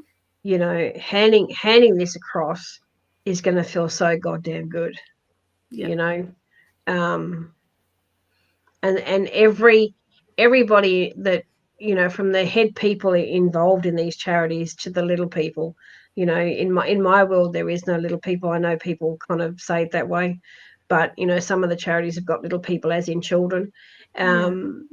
Every cent that they get goes towards putting someone in a safe home, allowing someone to have a learning program that they thought they could never have, having someone getting taught how to use a microphone and go on to bigger and better things in their life and stuff like this. Like, all three are such worthy charities and all very different in their own fields. But every cent that they get, throughout our journey in the last week of putting all this together, every cent is going to help somebody in need, and it's going to put a big smile on numerous faces, not just one for every charity, but every single person that it helps. We're going to create so many smiles, so much love, pouring out from us giving it to them, and with their appreciation back, and we extend our appreciation to every one of you guys for all of it, from last Saturday night right through to tonight. Exactly. It's been phenomenal. Exactly It was right. a simple idea that turned into, when we got, last Saturday night on the big event, when we got guest speakers involved and we had giveaways and prizes and all that sort of stuff, and then there was prizes left over for the Monday night, and then we've created more because we just kind of thought you guys deserve something a bit more, and put the challenge out there to have like a bit of banter and all the rest of it. Yes. It all comes to, my logos is the lotus flower, and it's almost like the lotus flower is exploding with opening up. Do you know what I mean? Yeah. It's really something quite special.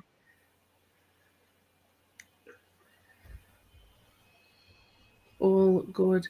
All right, so guys, we have $120 for the reading with Mystique, the 90-minute. That at the moment is sitting with Renee. That's normally my half-hour charge. Isn't that incredible? But we've had 1, 2, 335. 335 has come through for that, donations wise. So close. So close. So if you want to be the winner of that particular reading, 90 minutes of Mystique Magic, it'll be $125 unless you've already been in the running, and then you just top up to $125. Then we have Betty. Betty's got the goods. Betty's got all the goods. I've got to draw the winner of the prize, the mini program, and then it's a case of talking to me about which one we're going to put you in. So we'll have a little chat over the next little couple of days. Probably not this weekend, if we're honest, because I have a house to pack. I'm moving next weekend.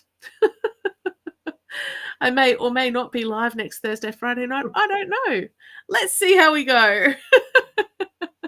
Don't put pressure on yourself. I mean, just I would think that you just have that week off and just and just do it, because otherwise you're putting pressure on yourself. You've got kids, you've got all sorts of things. You do have to be out by a certain time. Make the call now. Just, I mean, everybody would so understand. Just make the call now. You know, you do it every week without fail on your Thursdays and Friday nights. And what's 1 week? I mean, if I wanted to be funny, everybody's had a lot of us this week. You know, 1 week of not the Thursday and Friday night. It's not going to hurt when you need to do something that's really, really important for you. Yeah, like relocating my entire life out of Sydney. Correct. Whereabouts are you going? We're going to Hilltop. It's not that far out of Sydney. No, it's not that far.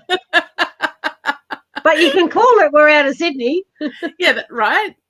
I will no longer be in the Greater Sydney area. It's terrible. I'm very much looking forward to being very close to forest and waterfalls and amazing things. That's what I'm looking forward to. That'll be lovely. Yeah. Yes. All right.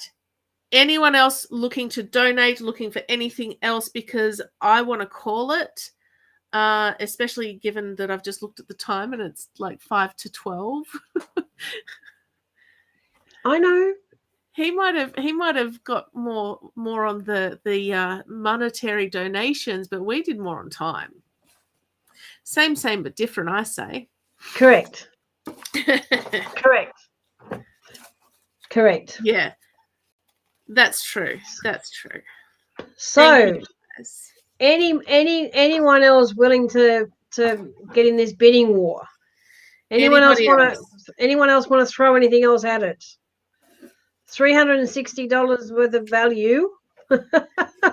New Guinness World Records for what?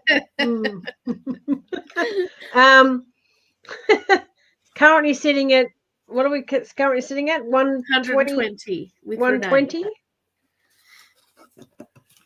Anyone want to jump on board with that? Going once. 90 minutes straight with me. My goodness. You know, and no subject barred. I'm not a person that won't address every single thing that the person wants to address. I don't hide or shy away from anything. I do that in my own life. I'm not going to, hide and shy away from anyone else with things, matters of the heart or whatever else. But yeah, any more takers, because we are pushing midnight. Yes. As Michael's just put in capital letters, last chance to pay. Last chance. Last drinks, guys. Yep. Oh, God, they were the days. Calling last drinks.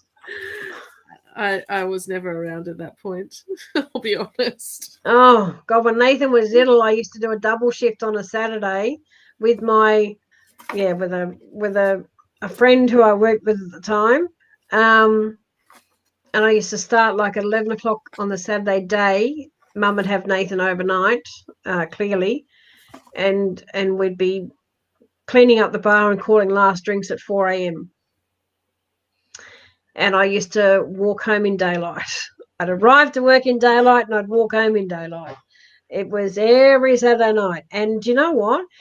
I have a memory for things. Like, I've worked in bars a long time in my life. I used to work at so many of them. And I just have this thing of if someone came towards me, I'd choose something about them.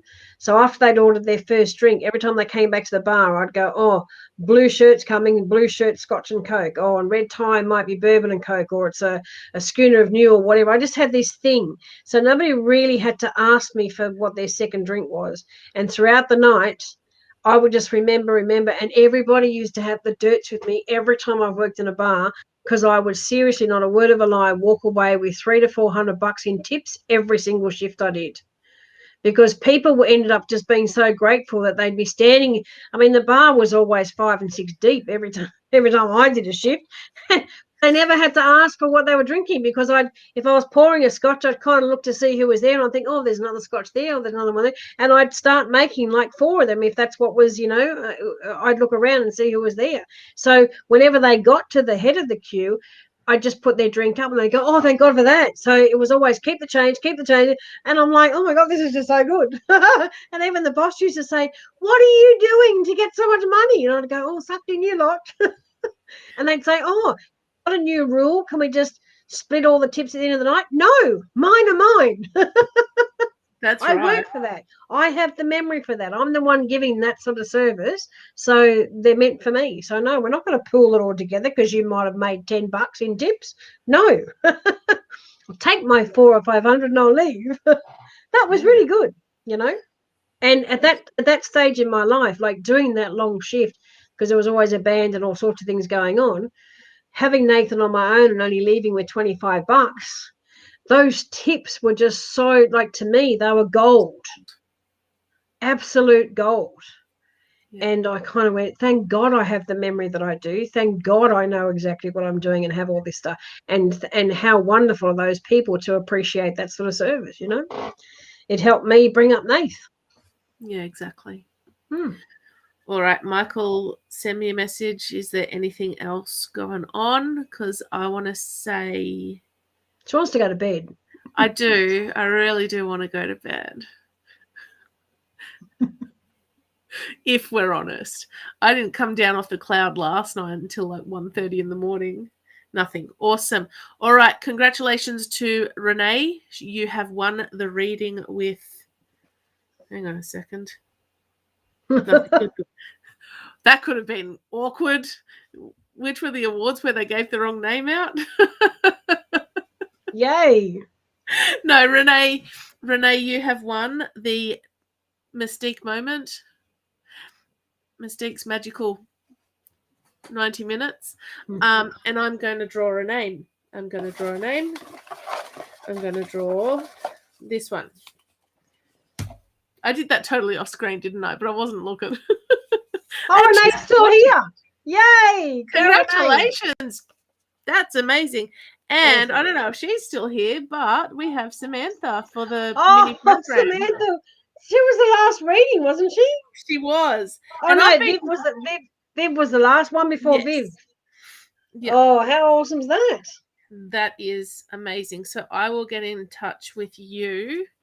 You're going to add your name to my list of things I have to...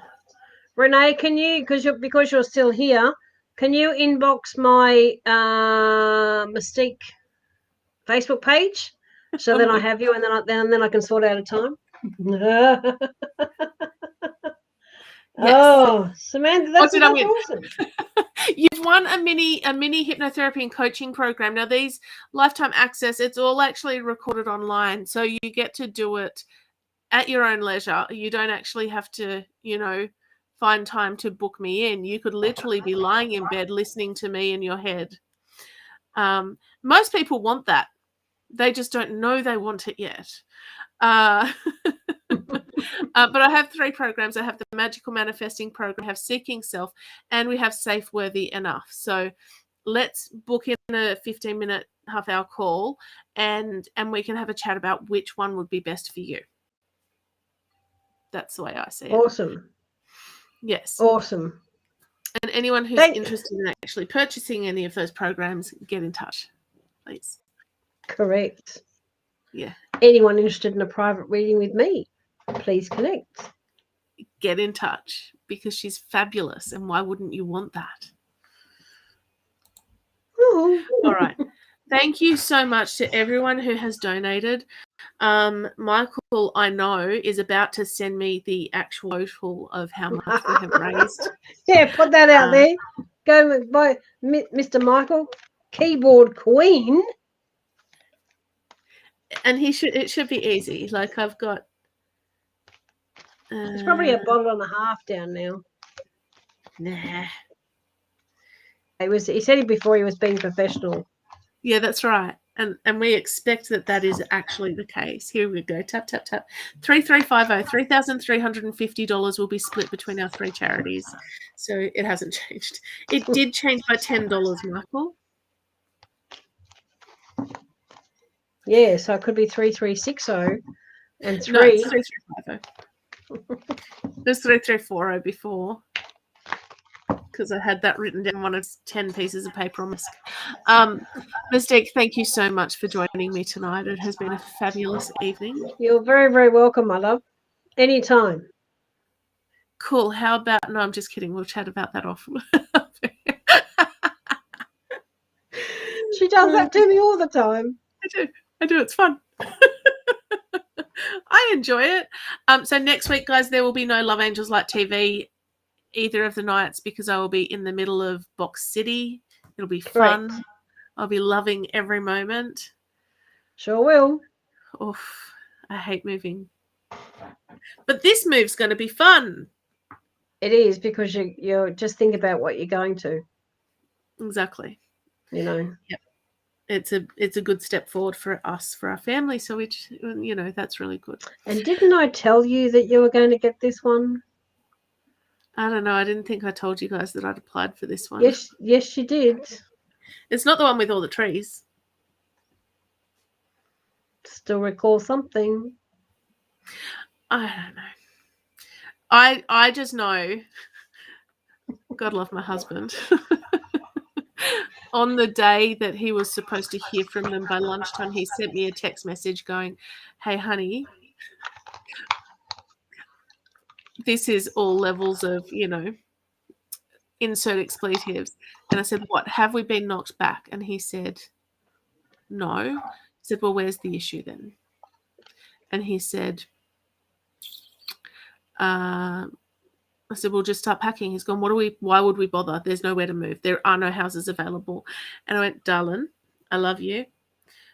We have done everything on the list that we can possibly do. It is no longer up to us. Stop stressing.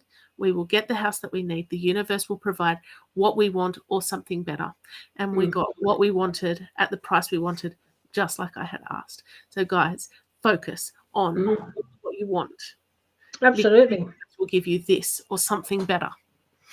And on that note, I am ending this stream. Good night. See you soon. Bye. Night, guys. everybody. Thank you for everything. Thank you, so Michael, much. behind the scenes. Thank you. Thank you. Thank you.